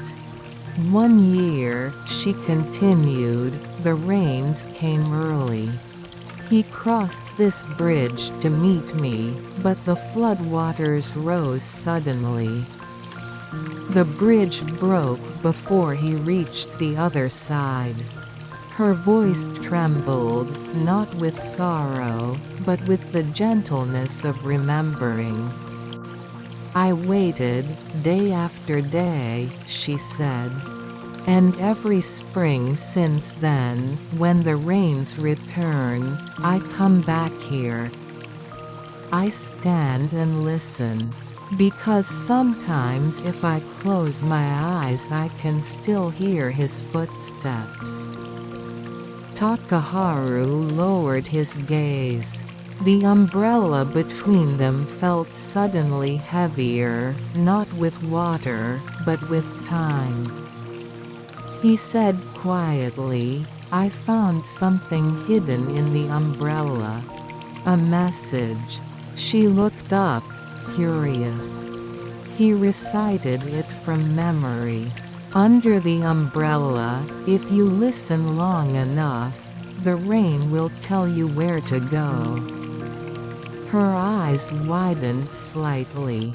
Then she smiled a small, wistful smile. "He always said that," she murmured. "When I was young and impatient. He said that if I could learn to listen to the rain, I'd never lose my way." Takaharu looked at her for a moment, then out across the misty river. The rain drummed lightly against the umbrella, 1,000 tiny notes merging into one endless sound. It was peaceful. So peaceful that he almost forgot the cold. At last, she turned to him. "Thank you," she said. "I don't know how to repay you." He shook his head. "No need. I only repaired what was already beautiful."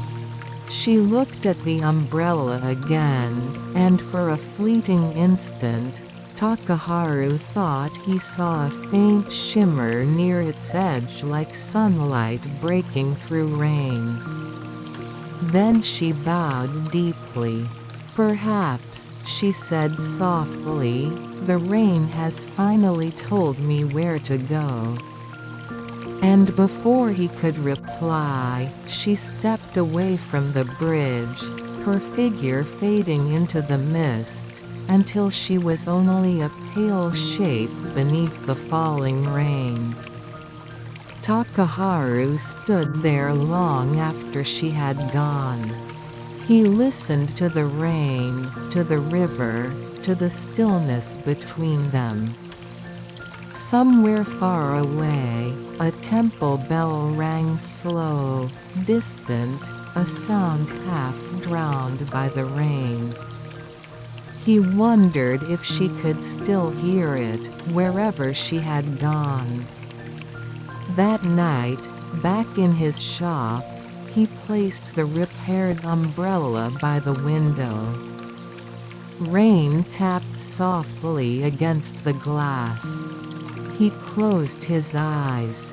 For a moment, he thought he could hear two sets of footsteps, his own and another, walking together beneath the same umbrella, through a world washed clean by spring rain. And then, only the rain remained. Chapter 3: Lanterns in the Mist. The rain that evening was light but unending, a thin veil that blurred the shapes of roofs and lanterns, turning the familiar streets of Edo into a world half dream, half reflection. Takaharu closed his shop early. He had mended the last of the day's umbrellas, each one left to dry beneath the soft glow of a lamp. The scent of rain-wet bamboo filled the air. He stepped outside, his umbrella opening with a gentle sigh. The street glimmered with shallow puddles, each one catching the lantern light and breaking it into small, trembling stars. He had nowhere in particular to go, only the quiet pull of the rain, the feeling that somewhere, something waited to be seen. He followed the sound of water along the alleyways, past tea houses and small shrines, until he came to a narrow bridge arched over a canal. Mist drifted low over the water, and from within it, faint points of light shimmered lanterns, floating slowly downstream. He leaned closer. Each lantern carried a small slip of paper tied to its rim, the ink blurred but still visible. He recognized the custom. It was the lantern flowing held each spring to guide the wandering spirits of the departed. Families wrote prayers or names, and set the lanterns afloat to follow the current back toward the sea. Tonight, the rain softened everything. The lantern's flames trembled, but did not go out. As he watched, an old man in a priest's robes appeared at the far side of the bridge, carrying a bundle of fresh lanterns. "Good evening," Takaharu said, bowing. The priest returned the gesture, his smile gentle. "Good evening, traveler of umbrellas. Strange night to be out, isn't it?" "I could say the same for you," Takaharu replied. The priest chuckled softly. "The dead are patient," he said. "But they still deserve company." He knelt beside the water, lighting each lantern one by one. The flames reflected in his eyes, tiny and bright as stars fallen to earth. "Would you like to send one?" he asked. Takaharu hesitated. "I wouldn't know what to write." The priest handed him a slip of paper and a brush. "Then write what you hear. The rain always knows what to say." Takaharu looked down at the paper, the brush poised above it. The rain pattered softly on the umbrella above him, each drop distinct, like syllables in an ancient tongue. Without thinking, his hand began to move. When he finished, he looked at what he had written.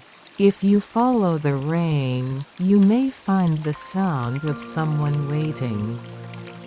He wasn't sure why those words came, only that they felt true.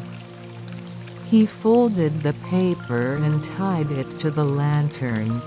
Then, together with the priest, he set it upon the water. The small flame floated away, joining the slow procession of lights drifting through the mist. "Tell me," the priest said quietly, "did you lose someone?" Takaharu shook his head. "Not that I remember. But lately, it feels as if I've been searching for someone I've already met." The priest nodded knowingly. Rain has a way of uncovering old echoes. Sometimes, when two souls hear the same sound, they find each other again, even across lifetimes. He paused, watching the lanterns fade into the fog. "Perhaps you've heard such a sound." Takaharu thought of the woman by the bridge, her quiet voice, and the line written inside her umbrella. He whispered, almost to himself, "I think I did." The priest smiled faintly. "Then listen closely. The rain will tell you where to go." He bowed once more, then turned and disappeared into the mist, leaving only the soft glow of his last lantern drifting downstream. Takaharu remained by the bridge, watching until the last light vanished. When it did, the mist seemed to lift just a little, and through it he saw something of pale shape across the water. A figure standing beneath a red umbrella. The same woman? He couldn't be sure. Her face was hidden by the falling rain. But when he blinked, the figure was gone. Only the sound of the river remained, and the faint scent of plum blossoms in the air. He walked home slowly through the rain. The streets were nearly empty now, the lamps flickering behind their paper shades. At his shop door, he paused. On the step lay something that hadn't been there before, a folded piece of washi, wet from the rain. He picked it up carefully and opened it. There, in the same handwriting as before, were 3 simple lines. Do not wait beneath the bridge. The next sound you seek is where the rain meets the light. Takaharu looked up at the night sky, where the rain shimmered faintly in the lantern glow. Somewhere, far away, thunder murmured like a forgotten memory.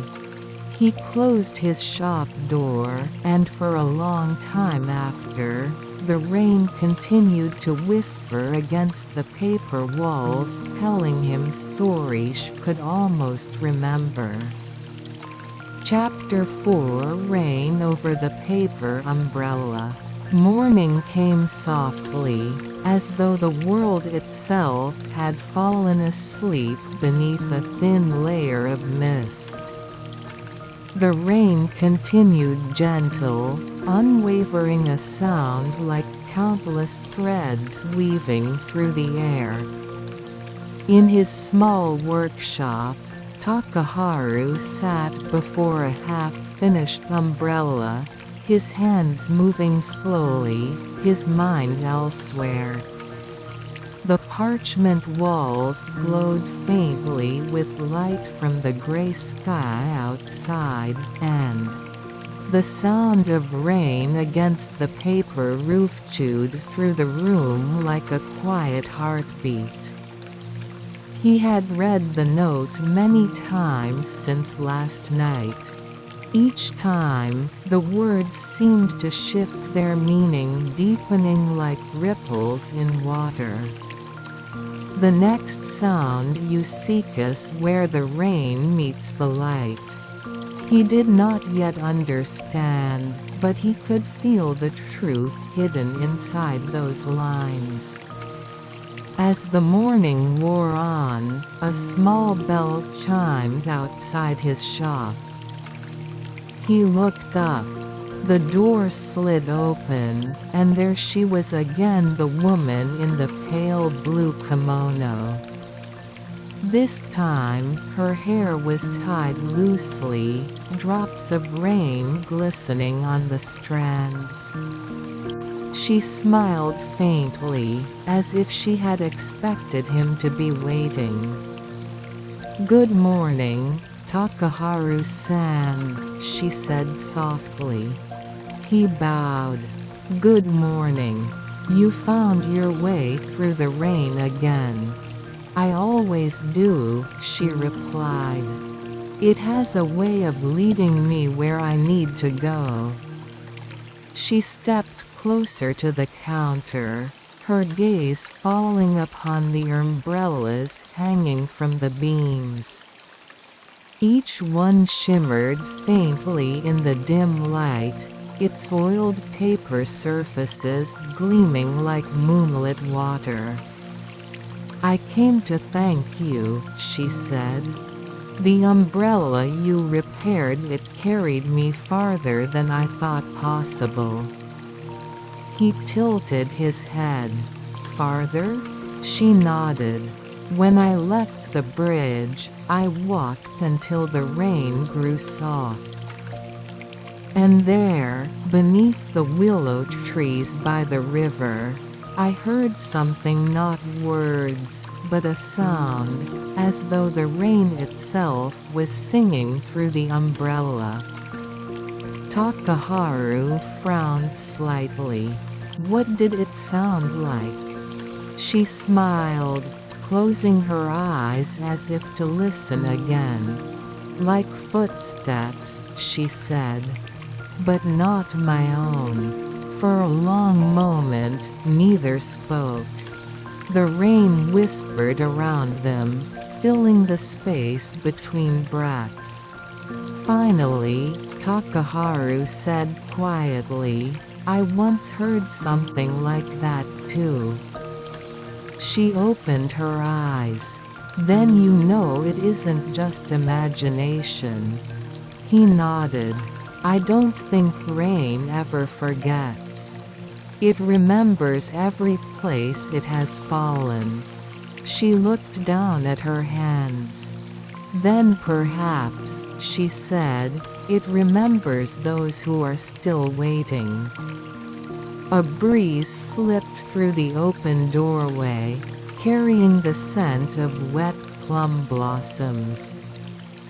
Takaharu stood and crossed to the shelf, lifting one of the finished umbrellas, its paper painted with faint lines of silver that shimmered like rainfall. He held it out to her. This one isn't sold yet, he said. I made it after you left. The pattern came to me in a dream. She accepted it carefully, fingers brushing the handle as if it were something sacred. When she opened it, the rain outside changed. It fell softly onto the paper surface, each drop ringing like the pluck of a shamisen string, clear, delicate, alive. Takaharu stood transfixed. He had heard rain all his life, but never like this. The woman's eyes widened, her lips parting in a faint gasp. Then she whispered, it's the same sound. The same? The same as his footsteps, she said. When he came to meet me, just before the flood. The sound continued soft, rhythmic, as though echoing across years of silence. Takaharu slowly stepped closer. He reached out, let his fingertips rest lightly on the edge of the umbrella. In that moment, the sound grew clearer. Each drop carried a tone, each tone a memory. He saw it not with his eyes, but somewhere deep within his Minda bridge under storm clouds, a man running, his hand outstretched, calling a name drowned by thunder. And then the sound of the bridge breaking, followed by silence. Takaharu's breath caught. He pulled his hand back. The image vanished. The woman looked at him, her eyes full of wonder and sorrow. You saw it too, didn't you? He nodded slowly. I think I saw what the rain remembered. The rain began to slow. The faint sunlight filtered through the clouds, and droplets clung to the umbrella like tiny jewels. She closed it gently, holding it to her chest. Maybe it's time, she said softly, for the rain to let him rest. Takaharu bowed. Or perhaps, he said, "it's time for the rain to show you where to go next." She smiled a smile like light through fog. Then, without another word, she stepped out into the quiet street, the silver umbrella opening once more. The sunlight touched its paper, and for an instant, it glowed as if it were holding both rain and light in perfect balance. Then she was gone. That night, Takaharu could not sleep. The sound of the day lingered in his ears, the impossible, beautiful rhythm of rain over the paper umbrella. He sat by the window until dawn, listening. At last, he thought he heard it again, faint, far away, the echo of footsteps beneath an unseen umbrella. They were moving toward the east, toward the river. And before he knew it, he had already decided to follow. Chapter 5: The Night of Drifting Sakura. The rain changed that night. It was no longer the gentle drizzle of spring, nor the heavy downpour of summer storms. It was softer, slower, as if the sky itself were breathing. Takaharu walked eastward, following the road toward the Sumida River. The air was cool and fragrant with the scent of wet earth and falling petals. Each drop that touched his umbrella echoed like a tiny heartbeat, steady and patient. Along the way, he passed rows of cherry trees in full bloom. Their petals, soaked by the rain, clung to the branches only to drift free again, white and pink flakes swirling in the lamplight like snow. The world felt suspended between seasons, between sleep and waking, between remembering and forgetting. At the edge of the river, the path opened into a small clearing lined with willows. There, lanterns floated downstream again, their light dimmer now, as though tired from carrying so many prayers. Takaharu stood watching. The rain fell softly around him, and the surface of the water shone with reflected flame and drifting petals. For a moment, it was as if the river itself had become a mirror showing not what was above, but what was once before. He heard it then. Not far away beneath the whispering willows a faint sound rose between the raindrops. Footsteps. Slow, steady, familiar. He turned, his breath catching. There, across the clearing, stood a figure beneath a pale blue kimono, holding the silver paper umbrella he had made. The rain gathered upon it like beads of glass, and each drop sang as it fell.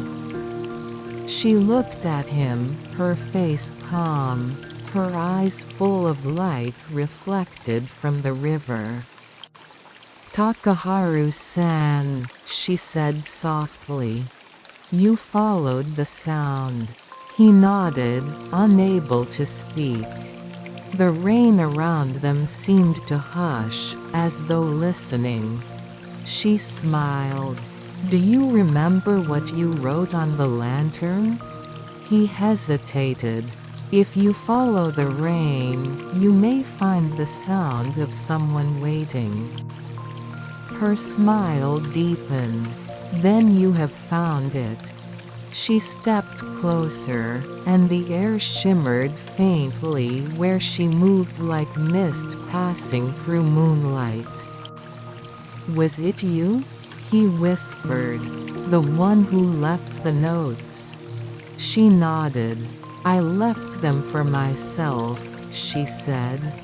"Or rather for the part of me that could not stop waiting." He frowned gently. "I don't understand." "The rain remembers," she said. "You told me that. But sometimes, it remembers too much.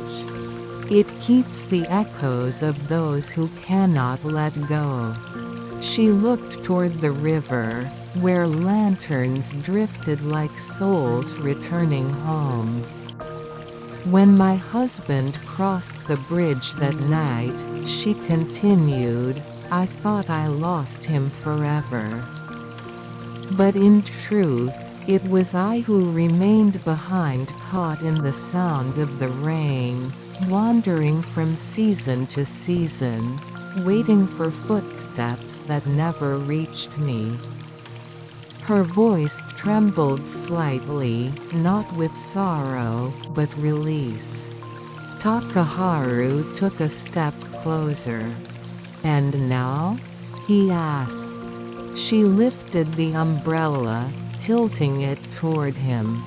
"Now, I think I've been found." The rain slid down the paper, the sound swelling softly, a low, melodic rhythm that filled the night. As he listened, something stirred in the depths of his memory. A wooden bridge, a shout through the storm, a hand reaching out his hand, and the flash of water beneath. For an instant, the world wavered. He saw himself, younger, drenched, running toward the same woman beneath the same umbrella. And in her eyes, he saw recognition not of this life, but of the last.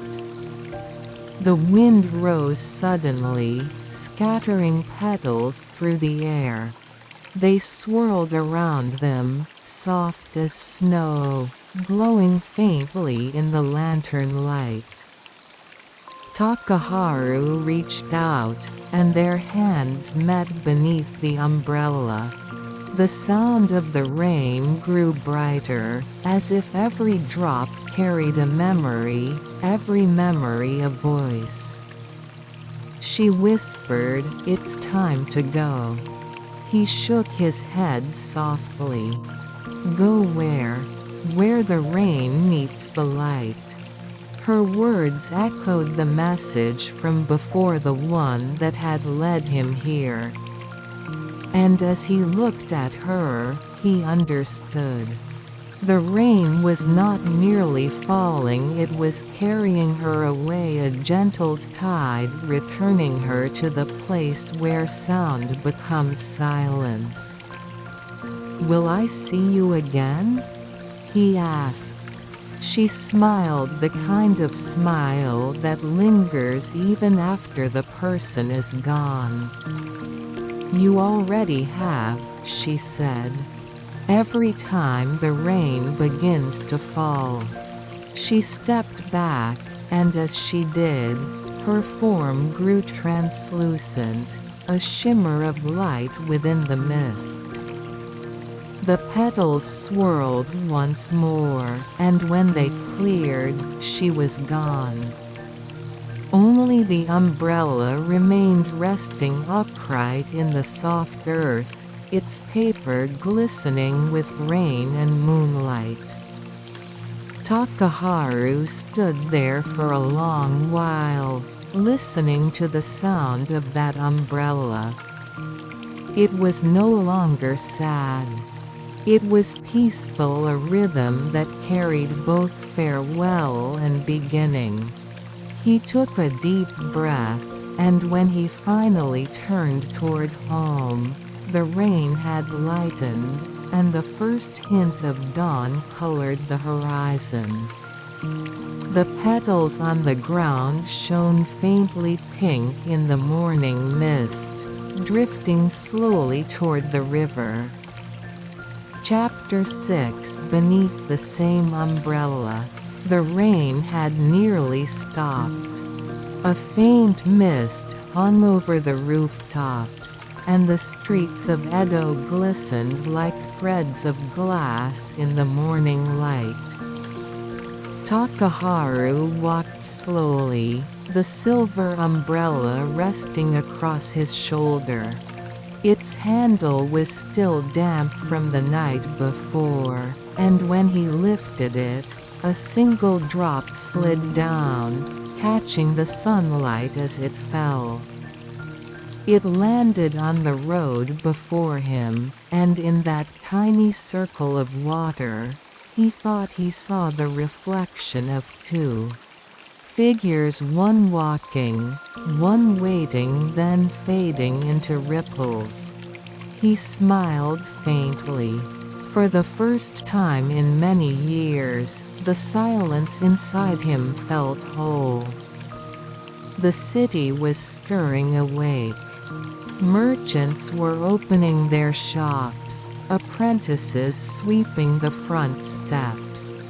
Somewhere nearby, a teapot whistled, and the fragrance of roasted barley drifted through the air. But Takaharu's thoughts were still at the river, where the umbrella had stood among the falling petals. He could still hear the sound, that steady, luminous rhythm of rain meeting light. Each drop had felt alive, as if it carried a memory not of sorrow, but of peace. He stopped by a small shrine tucked between two willow trees. A few travelers were there, offering coins and bowing toward the wooden altar. Takaharu knelt quietly, placing the umbrella before the offering box. He whispered, "Thank you for letting her find her way." The priest nearby, an elderly man with kind eyes, watched him for a moment. "That's a fine umbrella," he said softly. "Looks as though it's seen both storm and sunlight." Takaharu nodded. "Yes. It remembers both." The priest smiled. "Then it's a good umbrella indeed."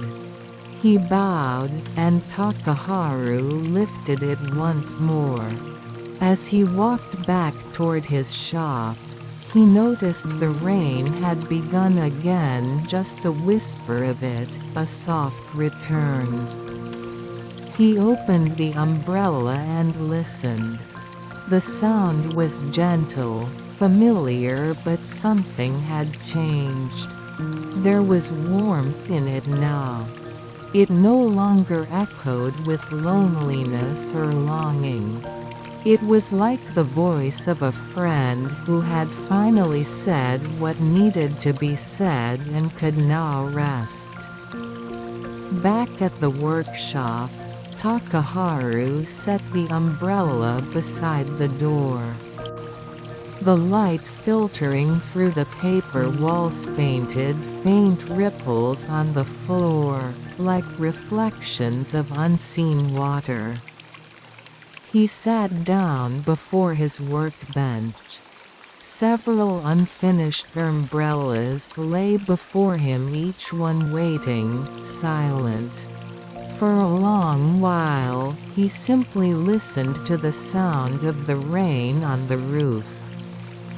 It spoke in patterns now, like quiet verses in a language beyond words. He understood none of it, yet felt it deeply. Perhaps, he thought, the rain did not speak to be understood. It spoke simply to be heard. He reached for a blank frame, stretched new paper across it, and began to paint.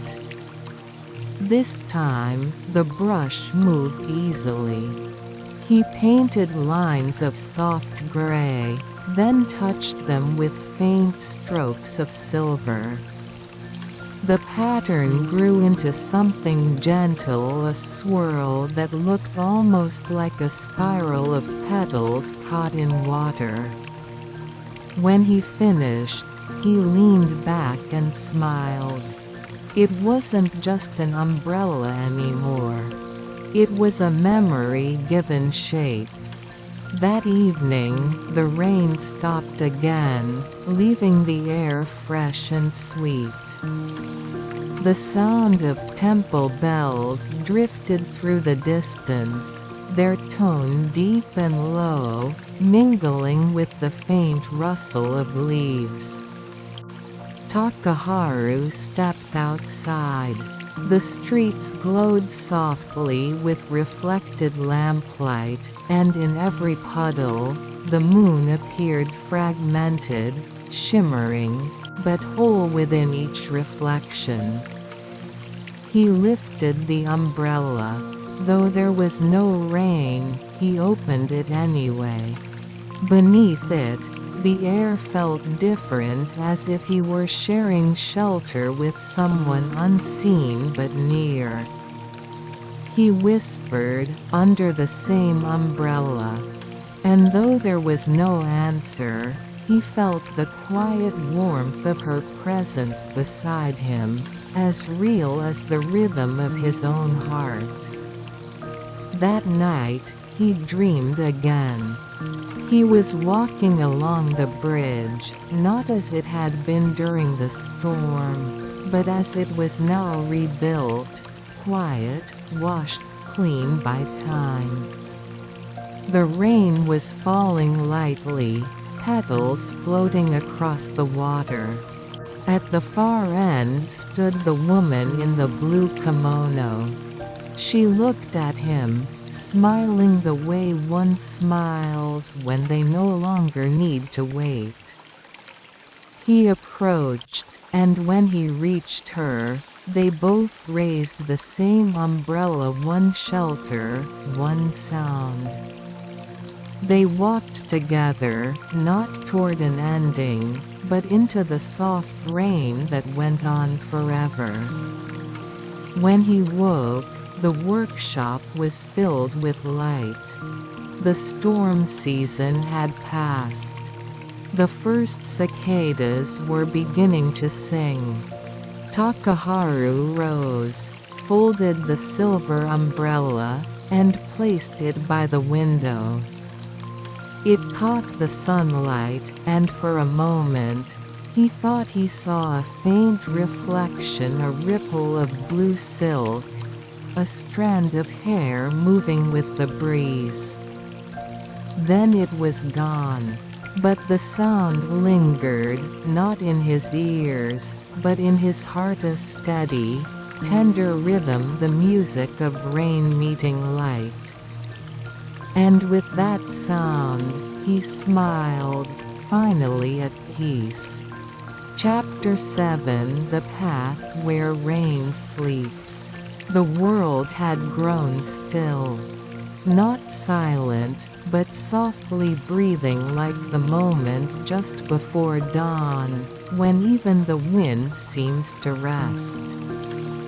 The rain had stopped sometime during the night, and all that remained was the scent it left behind, a quiet fragrance of earth, of wood, of the faint sweetness of plum blossoms.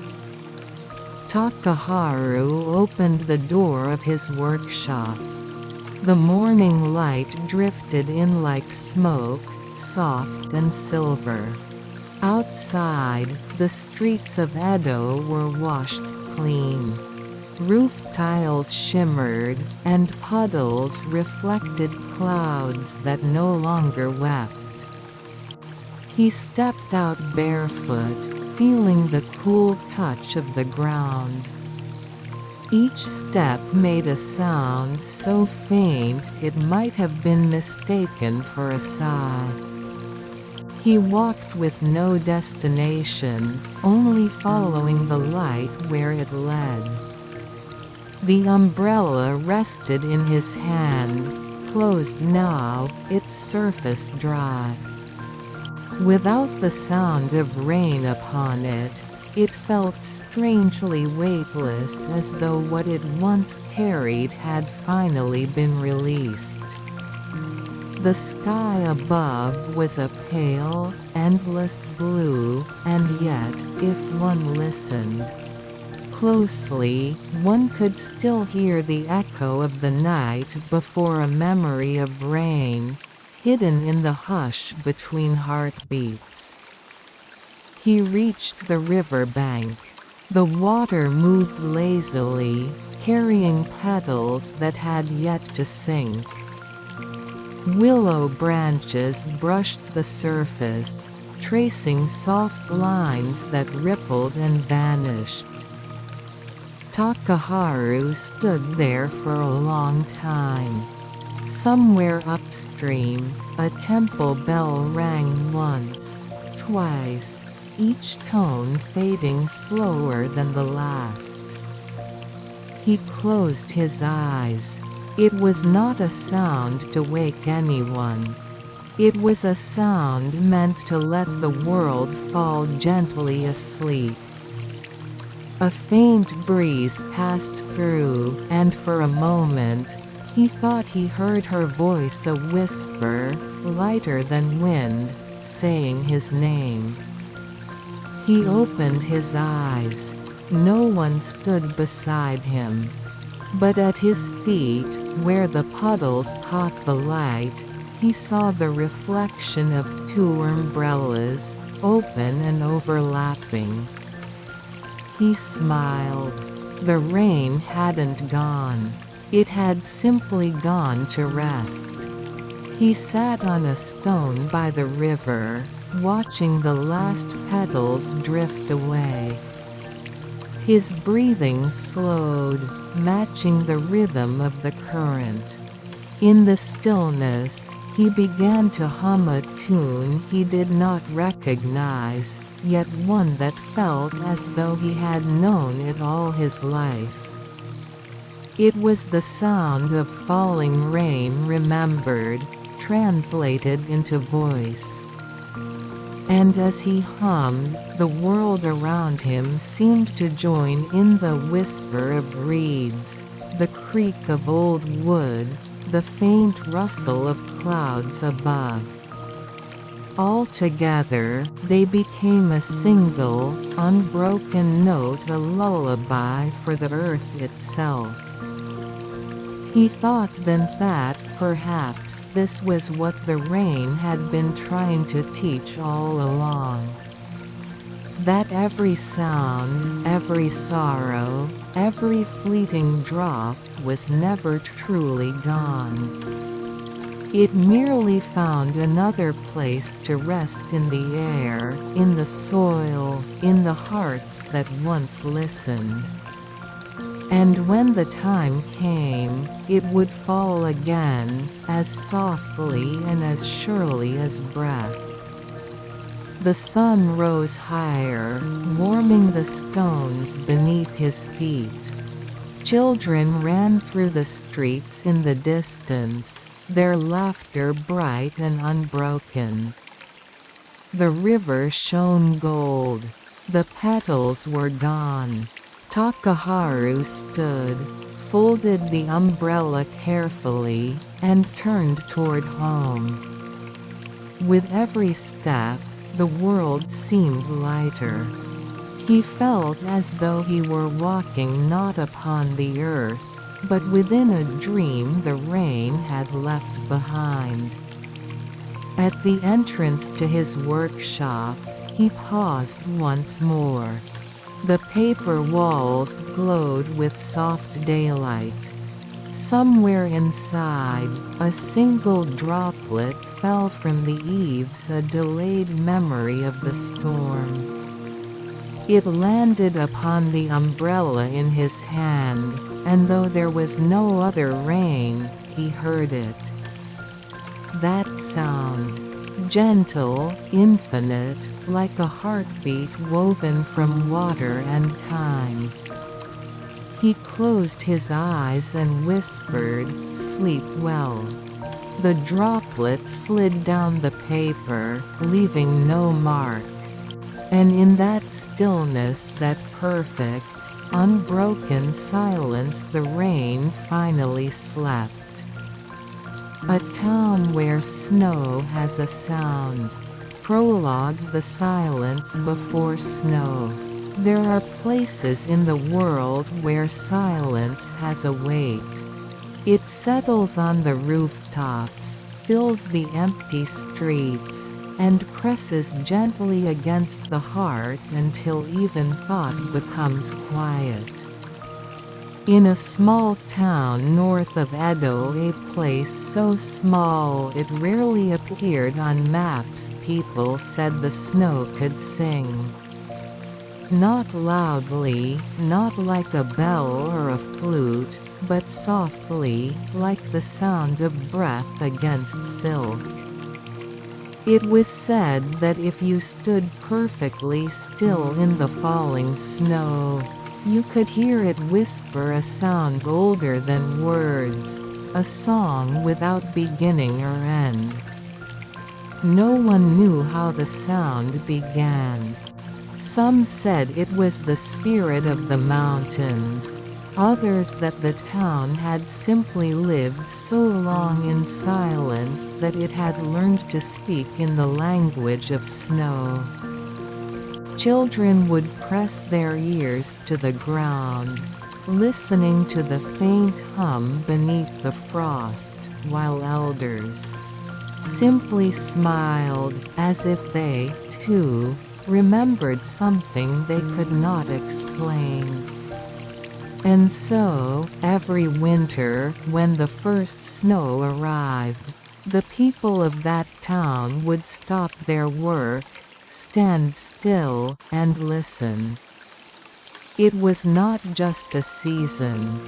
It was a returning memory, a time when even silence had a voice. Chapter 1: The Street of Falling White. The snow began before dawn. At first, it was only a whisper, a thin shimmer in the dark sky, like ash from a faraway fire. Then the flakes grew larger, slower, their edges glowing faintly in the lantern light. By the time the sun rose, the entire town was wrapped in a white stillness. Roofs bowed under the soft weight, bamboo fences wore crowns of frost, and every footstep became a secret. Down the main street, a young craftsman named Renji opened the shutters of his workshop. He paused, listening. The world outside seemed to breathe in silence. Even the usual clatter of merchants and distant dogshod faded beneath the snow's steady descent. Renji smiled faintly. He had grown up in this town, and every winter he waited for this moment, the first morning when sound seemed to change shape. Inside the shop, rows of unfinished lanterns hung from the ceiling, their bamboo frames bare, their paper skins waiting for brush and ink. Renji was a lantern maker, as his father had been, and his father before him. But unlike them, he painted not just patterns or flowers, but sounds. He had spent years trying to capture them: the rustle of snow, the murmur of wind through pine, the faint sigh of ice along the eaves. His lanterns glowed differently because of it. When lit, they seemed to breathe as though something unseen lived within the paper. That morning, as he prepared his brushes, a single note drifted through the air. At first, he thought it was only his imagination, a trick of the cold. But then it came again, a faint, high tone, like the edge of a bell touched by frost.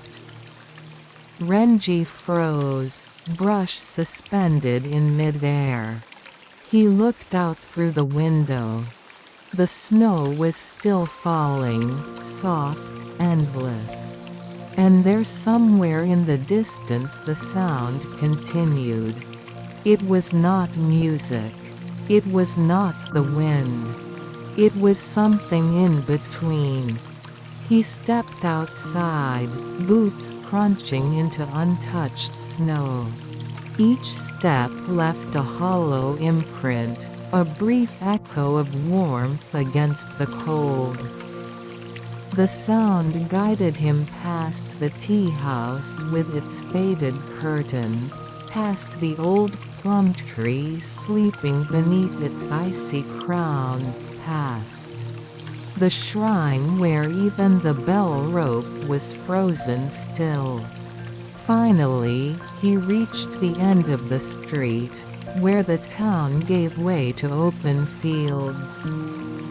There, standing beneath a willow heavy with snow, was a young woman dressed in pale gray. She stood perfectly still, her face tilted upward, eyes closed as if listening. The sound, that strange, fragile tone, seemed to circle her like invisible wind. Renji hesitated. Then he spoke, his voice barely louder than the snow itself. "Are you hearing it too?" The woman opened her eyes. They were calm, deep, and distant, the color of the river beneath ice. "I am," she said. "It's beautiful, isn't it?" Renji nodded slowly. "It sounds like it's coming from everywhere." She smiled faintly. "Or from nowhere at all." For a moment, they stood together, watching the snow fall in complete silence. Each flake seemed to move with purpose, as though following a rhythm only they could sense. Finally, Renji asked, "Do you know what it is?" The woman shook her head. "I've heard it since I was a child," she said softly. "When I was little, my mother told me it was the sound of snow, remembering where it came from." Renji frowned slightly. "Remembering?" "Yes. Every flake falls with a memory. Of mountain wind, of river mist, of cloud and sea. When they return here, they sing what they remember." Her words lingered in the cold air, like breath that refused to fade. Renji looked around. The sound had grown fainter, almost shy now. He turned back toward the woman, but she was already stepping away, her figure dissolving into the curtain of white. "Wait." She paused, glancing back once. "If you wish to hear it clearly," she said, "come to the bridge before nightfall." Then she was gone. Renji stood alone beneath the willow, the snow whispering all around him. He wasn't sure whether what he had heard was real or only a dream made of cold air and longing.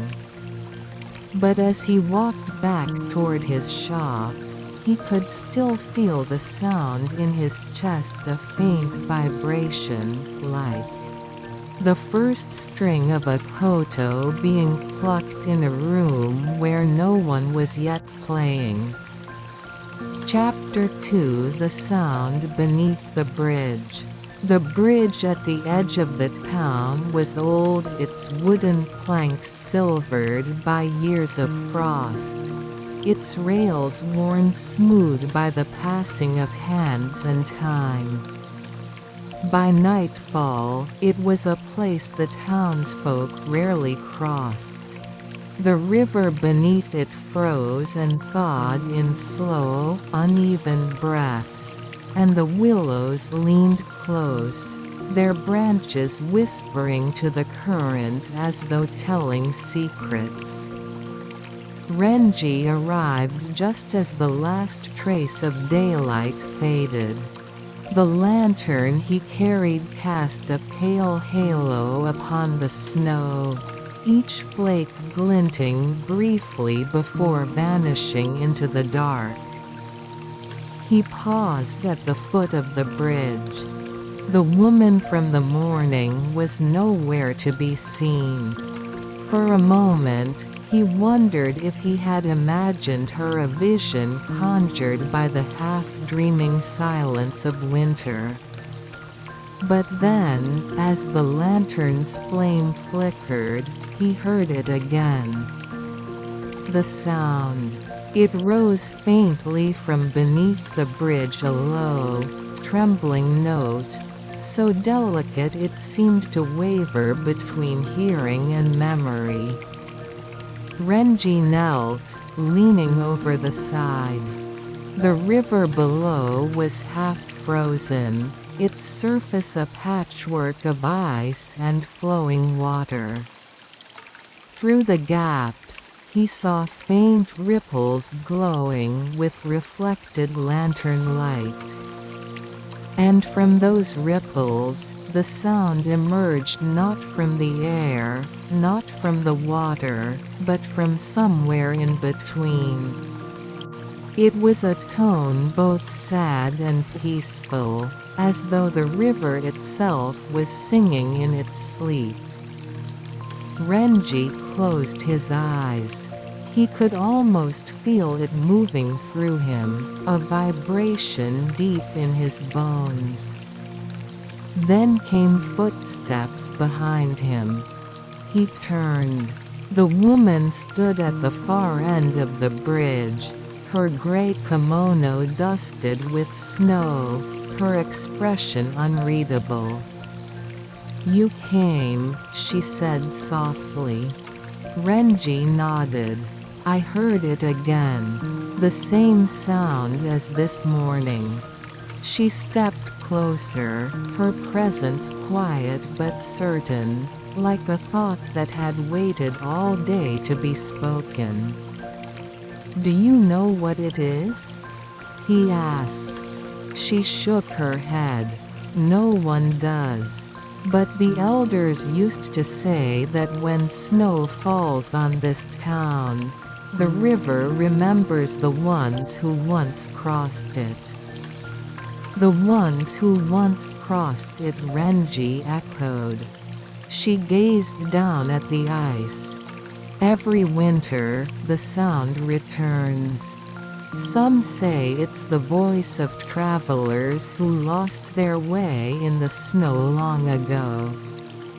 Others say it's the town itself, speaking in the only way it knows how, through echo and silence." Renji looked down again at the water. The light of his lantern trembled across its frozen surface, and the sound seemed to breathe along with it. They stood in silence. The night deepened. The snow fell thicker, each flake seeming to glow faintly from within. Renji finally spoke. "When I make lanterns, I try to paint sound, the kind you can't hear, but only feel." The woman smiled faintly. Then you understand this town better than most. He looked up, curious. What do you mean? She hesitated, then said, this town listens more than it speaks. Every house, every stone, every tree, they all remember the footsteps that have passed them. When the snow comes, it lets those memories breathe again. That is the sound you hear beneath the bridge. Renji stared at her, the snow gathering quietly on his hair and shoulders. "What's your name?" he asked. She tilted her head slightly, as though the question itself were something she hadn't heard in a long time. "My name is Yuki," she said at last. Renji blinked. Yuki like the snow. She nodded, her eyes soft but distant. "It was given to me for that reason. My mother said I was born during a storm so quiet the midwife thought the world had stopped." Renji smiled faintly. That must have been a beautiful night. Yuki looked away. Perhaps. But beauty can be lonely too. For a time, they said nothing more. The snow thickened, the river whispered, and the sound beneath the bridge pulsed gently, a rhythm that seemed to sync with their breathing. Then Yuki spoke again, barely above a whisper. "Do you believe sound can hold memory?" Renji thought for a moment. "Yes," he said finally. "I think every sound leaves a mark, even if we can't hear it anymore. When I light my lanterns, I sometimes imagine they carry the voices of everyone who ever spoke in their glow." Yuki's eyes shimmered faintly in the lantern light. "Then perhaps you can help me." Renji frowned. "Help you?" She nodded. "I've been listening for a long time to this river, to the snow, to the silence. There's something in it I can't quite reach. A sound that belongs to me." Her voice trembled slightly, like the faintest crack in the ice. Renji wanted to ask more, but the wind shifted, and the sound beneath the bridge grew louder as though stirred by their words. It rose like a chord, filling the air around them with invisible vibration. The snowflakes seemed to tremble in mid-air, their descent slowing, as if the world itself were listening. Then, just as suddenly, it stopped. All sound vanished. The river froze mid-motion. The air held its breath. And for a heartbeat, there was nothing. Then a single chime. Clear, distant, like a temple bell heard through miles of snow. Renji's lantern flickered. He turned toward Yuki, but she was gone. Only the snow remained, falling endlessly, soft as sleep. Renji stood alone on the bridge, his breath clouding the air. He lowered his head, and for a moment, he thought he heard her voice again, not from beside him, but from within the river's quiet song. "Listen," it whispered. "The snow remembers you, too." The lantern flame went out.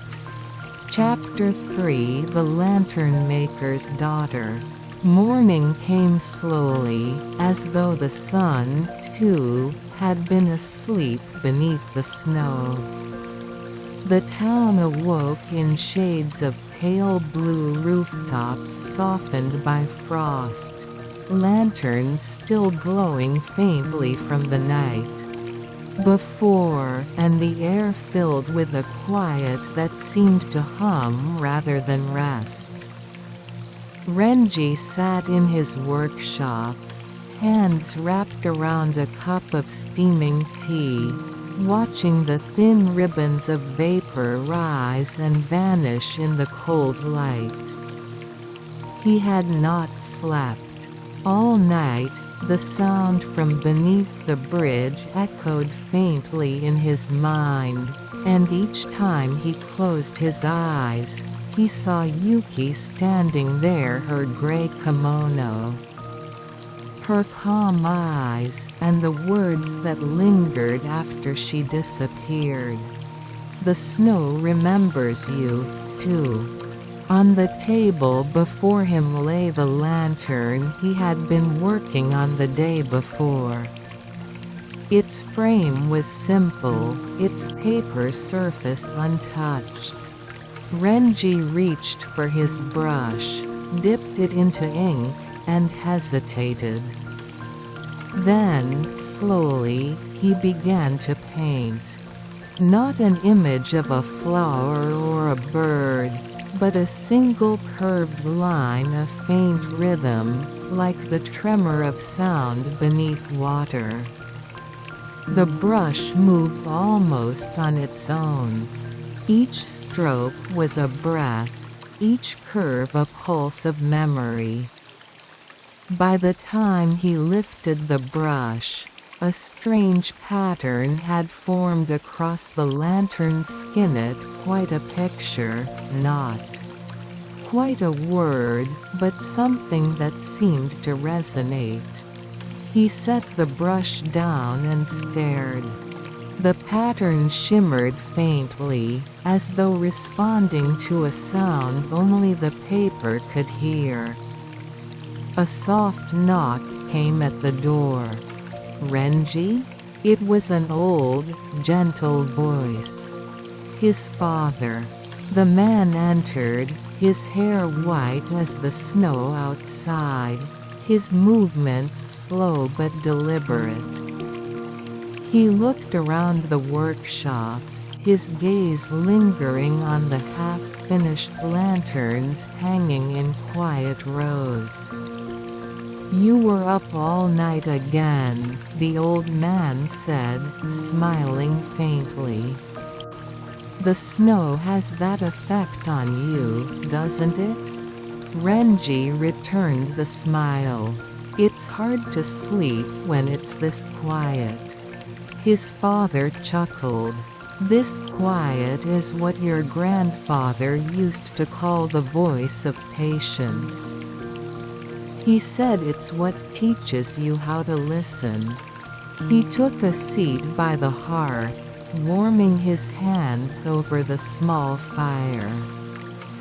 "For us lantern makers," he continued, "silence is part of the craft.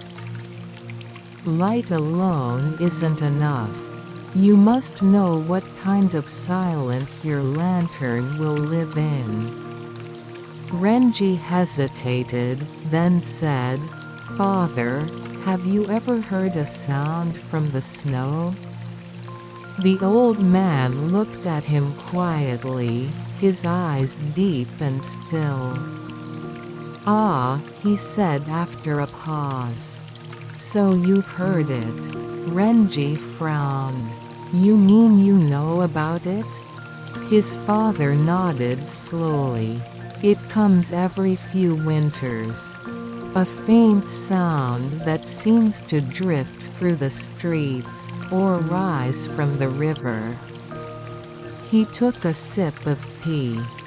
"When I was your age, your mother and I once walked to the bridge to listen. She said it sounded like the world breathing in its sleep."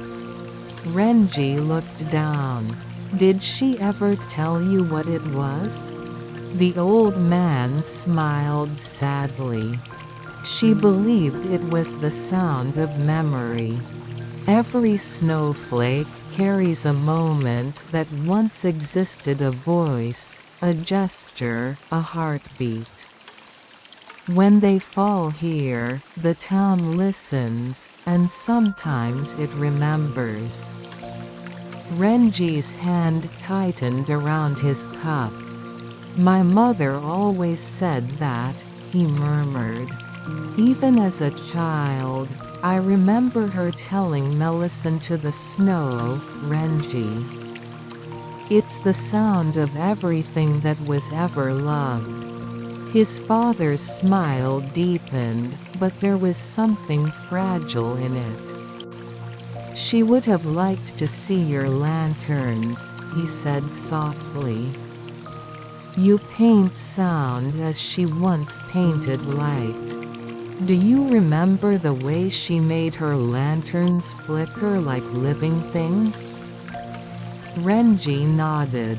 "I remember.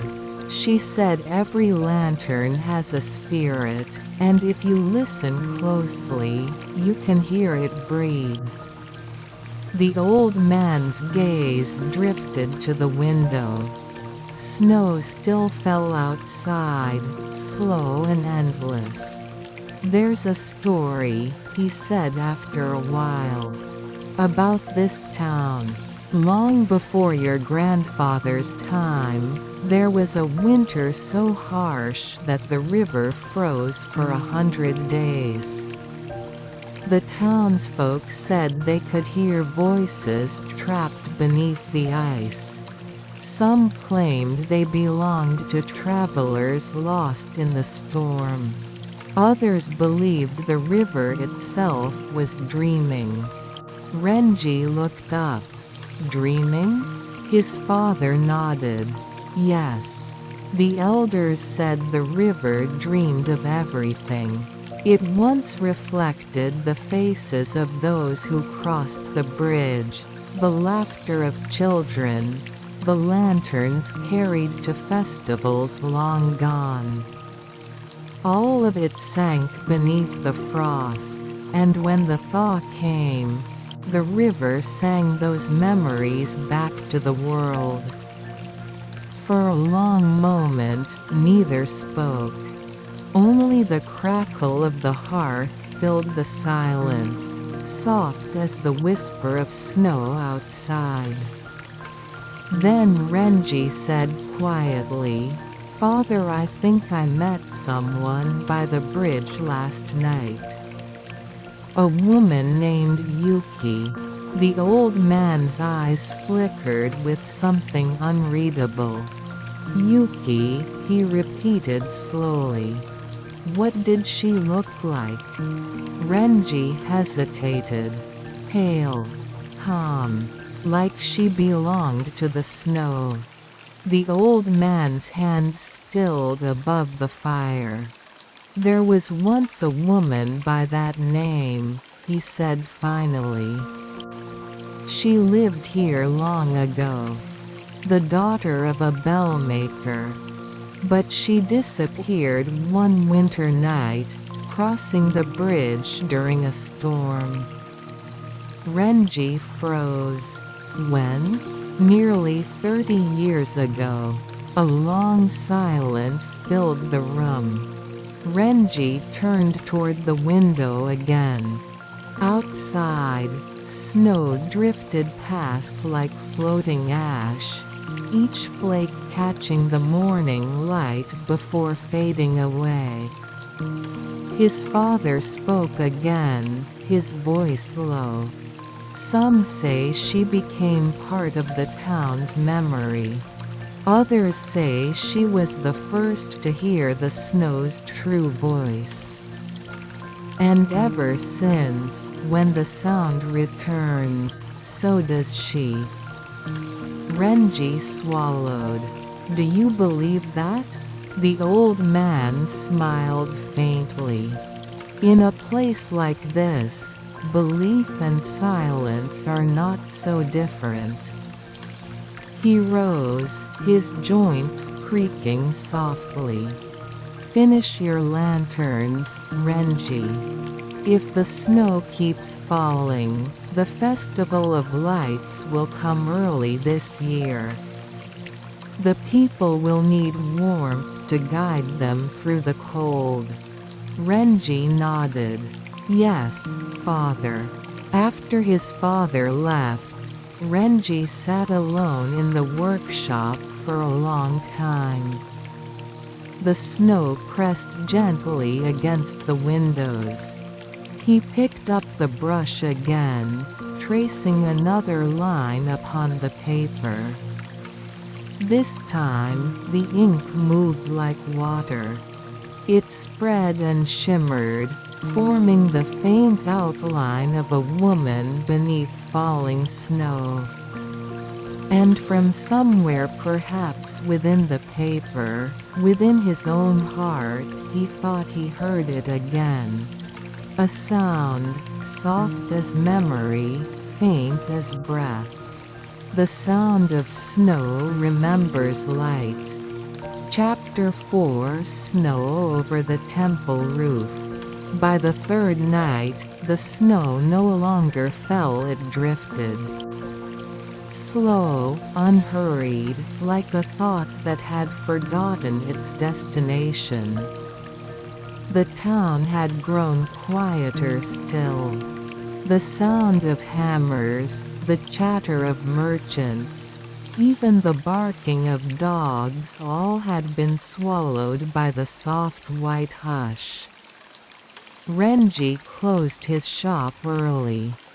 He could not shake the memory of Yuki's voice at the bridge, nor the way his father's eyes had changed upon hearing her name.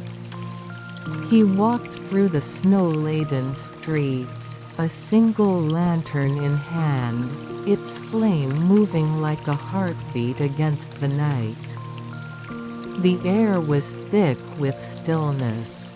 Each step made a sound so faint it seemed ashamed of itself. Somewhere far away, a temple bell rang, once low, resonant, then gone. Renji looked up. The temple roof shimmered with snow, its curved edges outlined in the dim light of the moon. The temple stood at the highest point in town, a simple structure surrounded by tall pines. Renji had visited it often as a boy. His mother used to bring him there on winter mornings, when the frost turned every branch to silver. She would always say, "When the world becomes too quiet, come here and listen to the bell. It doesn't chase away silence, it teaches you how to live inside it." That night, the path to the temple was almost invisible, buried beneath layers of snow. Renji climbed slowly, his breath rising in pale clouds that vanished among the trees. When he reached the gate, he paused. There, beneath the temple's great bronze bell, stood an old monk. The monk was sweeping snow with a broom made of reeds. The motion was slow, methodical, as if each stroke carried a thought to completion. He did not look up when Renji approached. "Good evening, Master," Renji said quietly. "I didn't mean to disturb you." The monk smiled without pausing his work. "In this season, young one, silence is our only companion. It cannot be disturbed, only shared." Renji bowed. "I've come to ask about something strange. A sound I heard beneath the bridge." At this, the monk finally looked up. His eyes were bright, calm, reflecting the glow of the lantern. "The sound of snow?" he asked. Renji hesitated. "Yes, you know of it?" The monk chuckled softly, a sound as light as falling ash. "Of course. This town has been listening to it longer than any of us has lived. Some hear it once and forget. Others spend their whole lives following it." Renji lowered his gaze. "I think I'm one of the latter." The monk nodded slowly. "That much is clear." He motioned toward the bell. "Come. Listen with me." They stood beneath the great bell together. Snow drifted down from the eaves, melting before it could touch the bronze. "Do you know how the bell speaks?" the monk asked. Renji frowned. "It's struck by a beam, isn't it?" "Yes," the monk said, "but that's not when it speaks. The true voice of a bell begins after the strike in the trembling air that follows. That is when it remembers what it was meant to say." He turned to Renji. "The snow is the same. What you heard is not falling snow, it is after snow. The memory that lingers once the flake has touched the earth." Renji's eyes widened slightly. "After snow." The monk smiled. "When we grow still enough, we can hear it. But it does not speak in words. It speaks in what was once lost." Renji looked toward the bell. "Master," he said, "if snow remembers what is lost, then what happens when it forgets?" The monk's smile faded slightly. "Then it melts," he said softly. "And when it melts, it carries everything away, all the voices, all the warmth, all the things we could not hold." He turned toward the path leading back down the mountain. "But perhaps that, too, is mercy. To be carried away by water is to return to the beginning." Renji thought of Yuki, her quiet voice, the way she vanished like mist. He swallowed. "There was a woman by the bridge. She said her name was Yuki." The monk's gaze deepened. "Ah," he murmured. "So the snow has chosen you." Renji blinked. "Chosen me?" The monk nodded slowly. "The snow's voice does not call everyone. Only those who carry an unfinished sound inside them, a longing, a silence waiting to be heard." Renji looked down at his hands. "An unfinished sound." The monk continued, "Your mother once came here, many winters ago.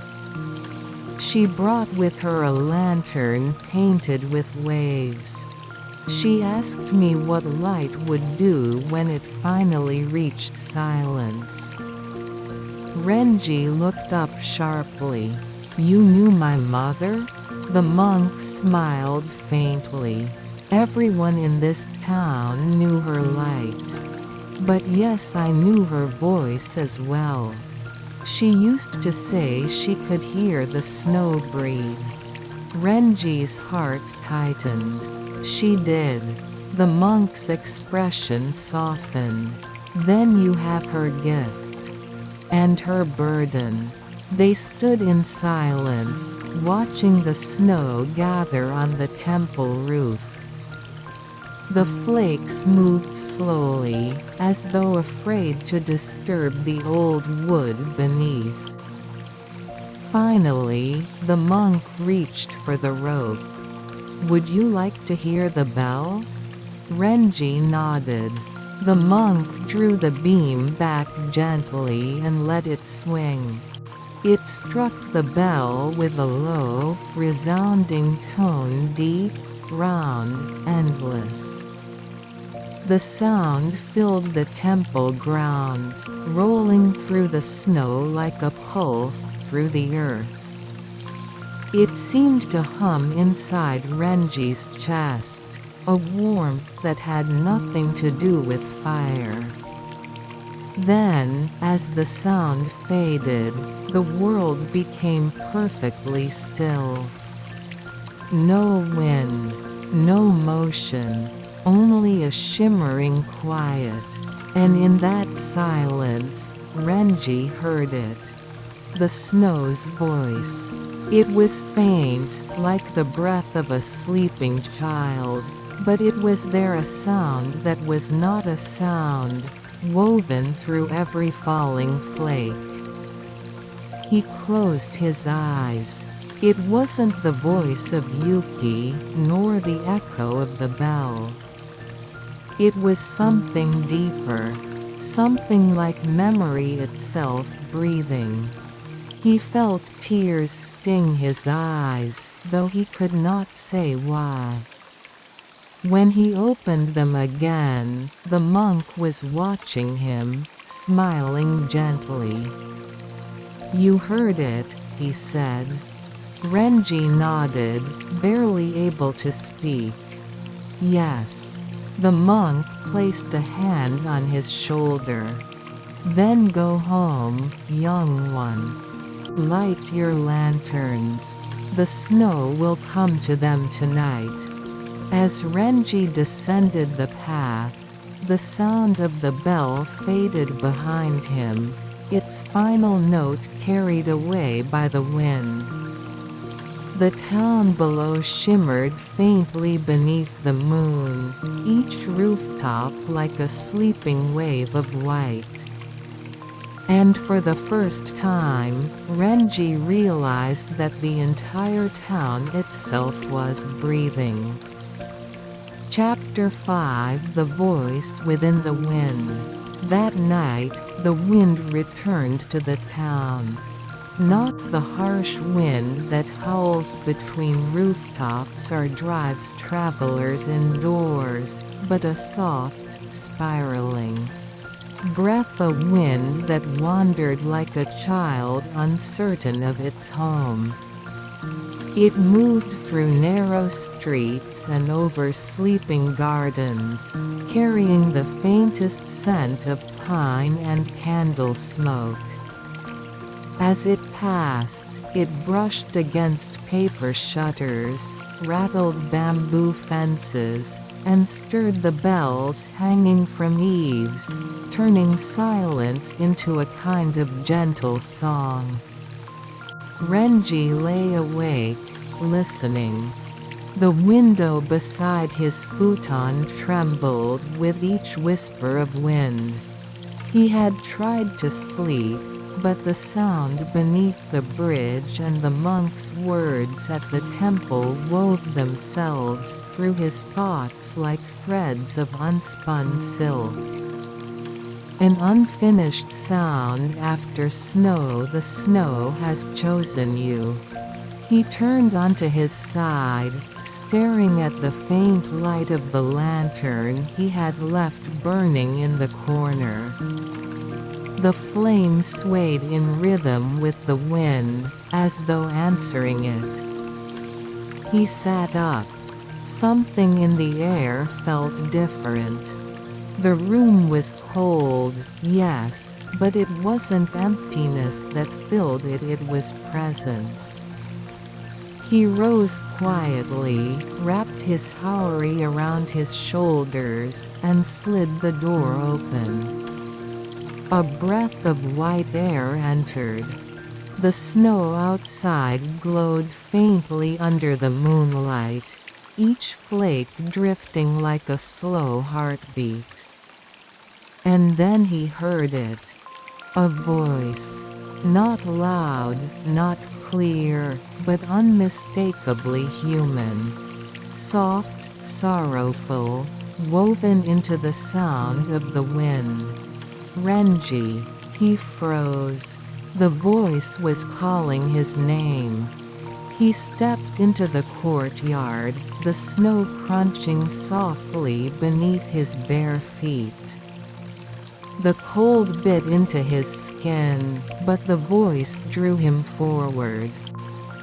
It came again, carried by the wind, curling around the eaves of his workshop. Renji. He turned toward the direction of the bridge. Without a second thought, he took a lantern and began to walk. The town was asleep. Every window shuttered, every path untouched. Only his footprints marked the snow, each one glowing faintly under the lantern's light. The wind guided him, its voice alternating between whisper and sigh, sometimes close enough to brush his ear, sometimes distant, like an echo calling from another time. When he reached the bridge, the river below was no longer frozen solid. Patches of black water moved beneath the ice, reflecting the light of his lantern in trembling fragments. And there at the center of the bridge stood Yuki. Her gray kimono fluttered softly in the wind, her hair dusted with snow. She looked both there and not there, as if the moonlight itself had decided to take shape for a moment. Yuki. Renji whispered. She turned, her eyes shimmering faintly. You heard it too, she said. Renji nodded, breath clouding in the cold air. The voice. It was you, wasn't it? Yuki smiled sadly. Perhaps. Or perhaps it was the part of me that remains here, woven into the wind. Renji took a step closer. I don't understand. Why do I keep hearing your voice? What are you trying to tell me? Yuki lowered her gaze. The wind remembers what snow forgets, she said softly. When snow melts, it carries its memories into the river. The river gives them to the air. And when the wind moves through this town, it carries all those unspoken things, every word, every silence, every goodbye that was never said. Renji's heart ached. He wanted to reach for her, but the air between them shimmered faintly, as if reminding him that she was not entirely of this world. Then you're part of that memory? He asked quietly. Yuki looked up. Her eyes reflected the lantern's flame like distant stars. I am, she said. I belong to the sound that never faded. For a long while, they stood in silence, the wind wrapping around them like a slow song. Then Yuki spoke again, barely above a whisper. Do you remember your mother's lullaby? Renji blinked. My mother's? She used to sing it when you were small, Yuki said. Something about the sea and the lanterns that float upon it. Renji felt a pang of recognition. He hadn't thought of that melody in years. He could almost hear it again now, soft, tender, rising and falling like the tide. Lanterns drift upon the sea, each one carrying a name. When they fade, the sea remembers and calls them home again. Renji swallowed hard. She used to hum that when she painted lanterns, he murmured. "But how do you know it?" Yuki smiled faintly. "Because she taught it to me." Renji's breath caught. She knew you?" Yuki nodded. "She found me one winter, years ago when the snow was deeper than anyone could remember. She said the wind had led her to me." Renji's thoughts spun like leaves in the storm. "My mother met you." Yuki's gaze softened. "She said I was a sound that had lost its shape. She helped me remember how to listen." Renji took another step closer. "What are you, Yuki?" For the first time, she looked almost afraid. "I am what happens when memory refuses to sleep," she said. "When a voice lingers too long in the snow, it begins to take form. Sometimes a shadow, sometimes a sound, sometimes a woman standing on a bridge." Her words trembled in the air like candlelight. Renji felt an ache deep in his chest, not fear, but recognition. He whispered, "Then you're what my mother heard, too." Yuki nodded slowly. She was the first to listen without fear. A gust of wind swept across the bridge. The lantern flame flickered violently, then steadied. Renji looked at her. "What happens to you when spring comes?" Yuki smiled faintly, almost wistfully. "I will dissolve," she said. "The sound will fade, and the wind will forget me." Renji's voice shook. "Then what can I do?" Yuki stepped closer. Her hand hovered just above his, a breath apart, as though the distance between them was all that kept the world from unraveling. "Listen," she whispered. "When you make your next lantern, paint not what you see, but what you hear. Paint the wind itself. Then, when the flame burns, I will have a place to rest." The snow began to fall again. Slowly, gently, as though the sky itself had grown tired of holding its breath. Yuki's form grew fainter with each flake that touched her. Her eyes met Renji's one last time. "Thank you for listening," she said. And then she was gone. The wind moved once more through the town, soft, sighing, like the exhale of a long-forgotten song. Renji stood on the bridge alone, the lantern warm in his hands.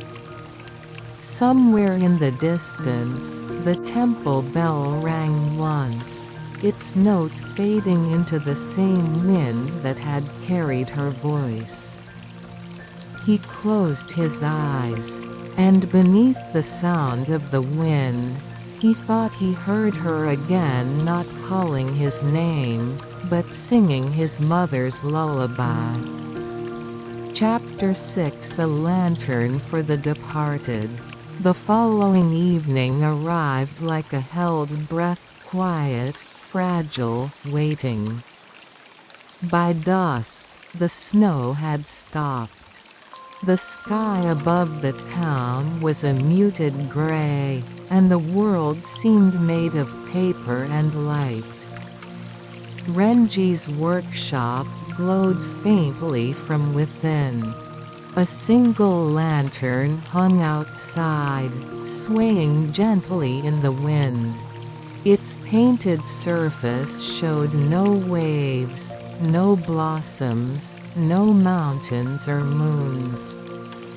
Only a pale spiral, curling inward, the pattern of a sound that could not be seen. Renji sat before his low table, a brush in hand, his fingers cold despite the brazier beside him. Before him lay one final lantern. He had shaped it from the thinnest paper he could find, so translucent that even a whisper would pass through it.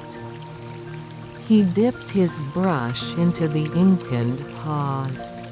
The room was utterly still.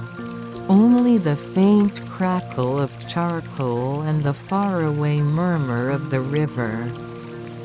He closed his eyes and listened. At first, there was nothing.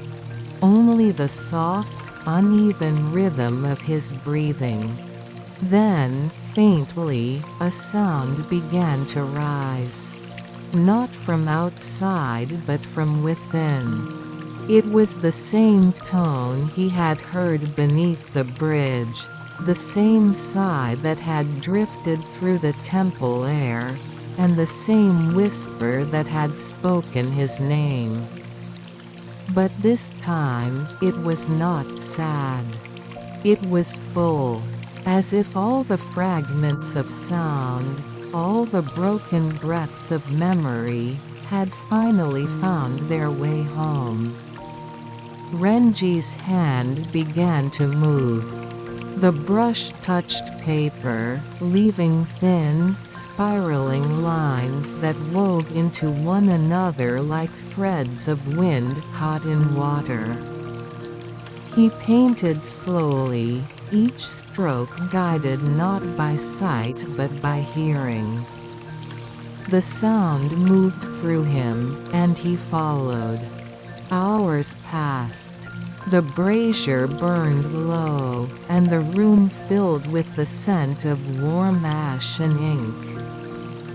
When Renji finally lifted his brush, the lantern before him shimmered faintly in the dim light. The spiral on its surface seemed to move when he breathed. When he exhaled, the lines expanded, as if inhaling his warmth. He sat back, his body heavy with exhaustion, but his heart strangely calm. He whispered, "Yuki," and the lantern answered. A faint light flickered within, though no flame had yet been set. Renji's breath caught. The light pulsed gently, like the rhythm of a heartbeat. Then came the voice, soft, clear, carried by the still air. "Thank you." Renji bowed his head, tears falling silently onto his hands. The light within the lantern grew warmer, glowing like dawn behind paper walls. He whispered, "Is this where you'll rest?" Yuki's voice answered, "Until spring." The lantern shimmered once more. "Then the snow will melt, and I will become part of the river's song. But I will not be lost." Renji smiled faintly through his tears. "You'll travel with the water back to the sea." Yuki's tone softened. "And perhaps, one night, the sea will return as rain and fall again upon this town." She paused. "When it does, listen." The lantern's glow steadied.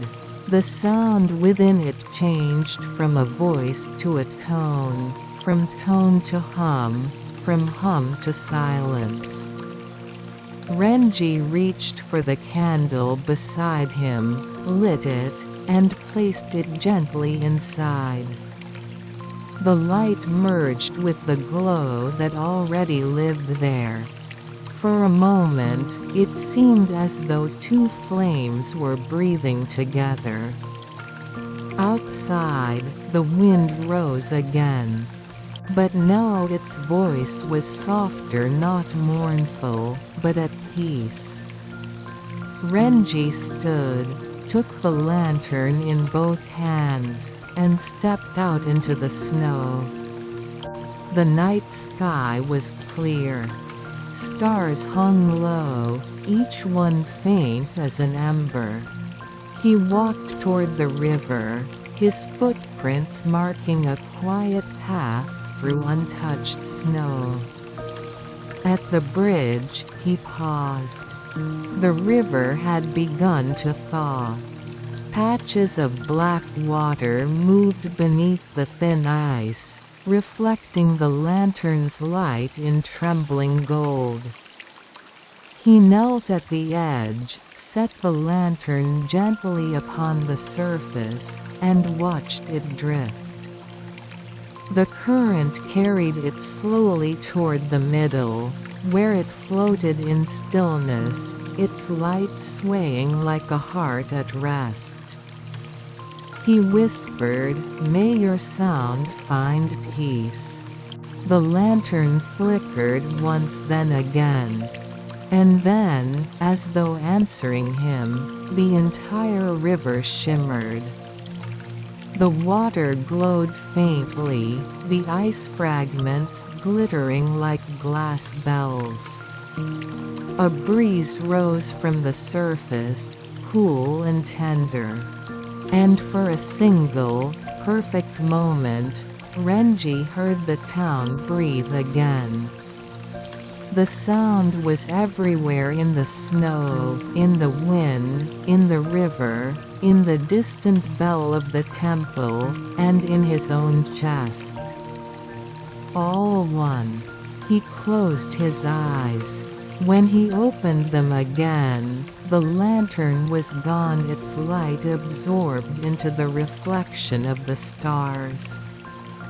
But the snow, for the first time, was silent.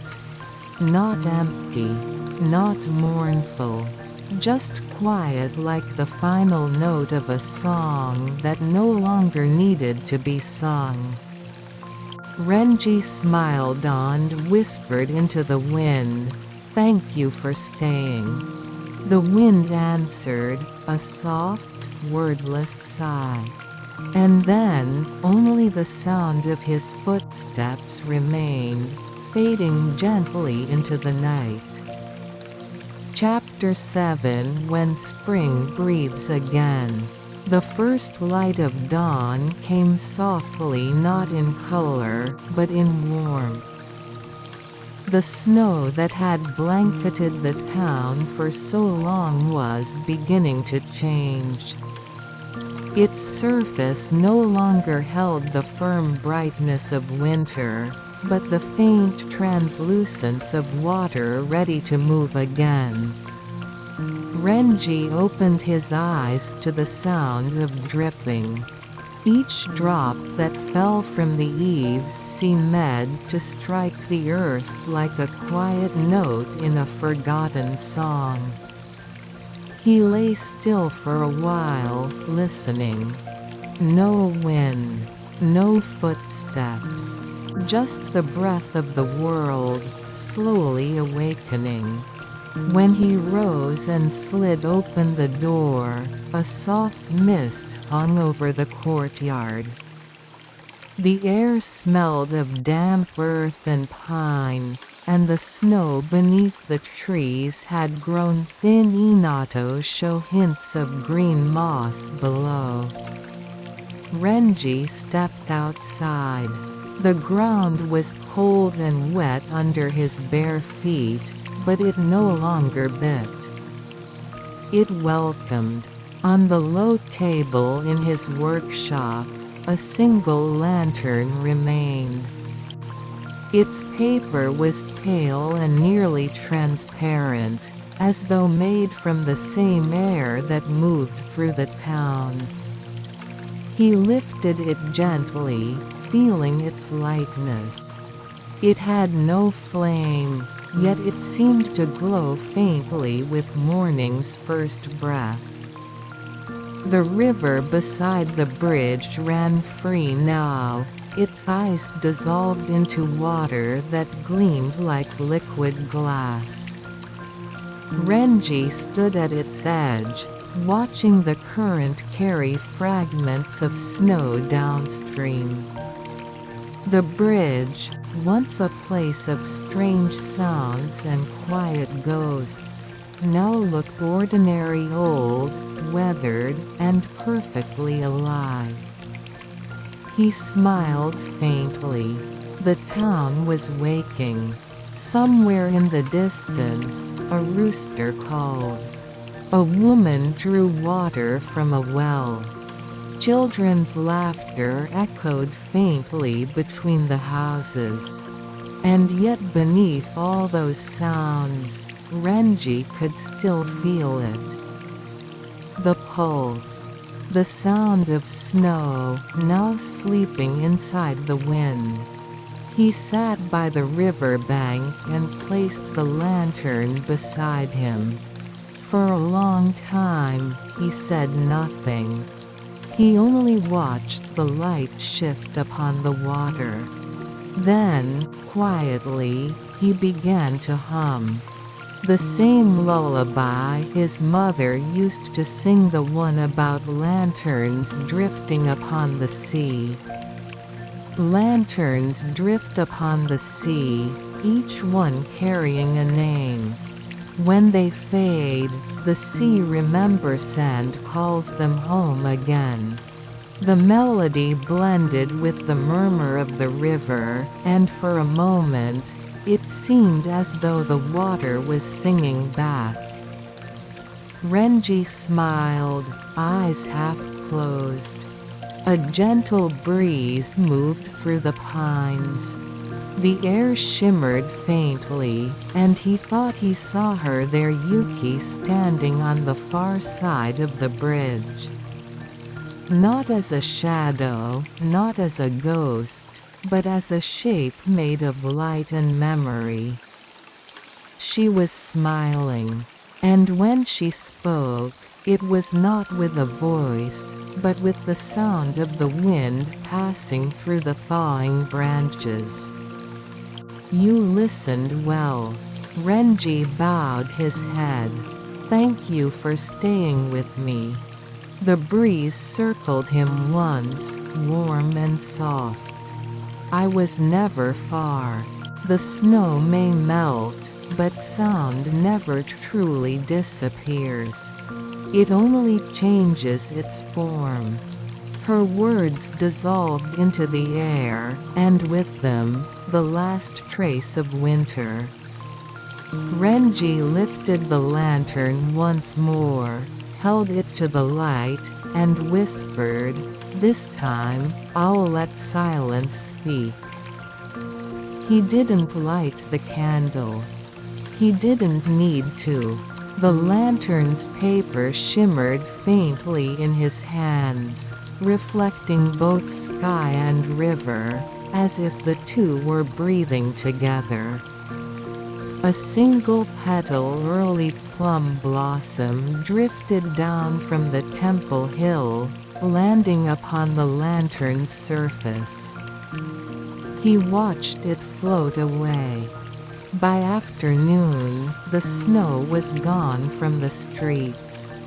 Children ran past his shop carrying sticks, pretending they were swords. Merchants swept their thresholds, their laughter bright in the sun. Renji sat by the open window, a cup of tea cooling beside him. The sound of the town was alive again, not loud, not harsh, but filled with a kind of gentle clarity. And every so often, when the wind passed through the eaves just so, he could hear it, the faintest echo, like snow remembering its fall. He would look up, smile, and whisper to no one in particular, "Welcome home."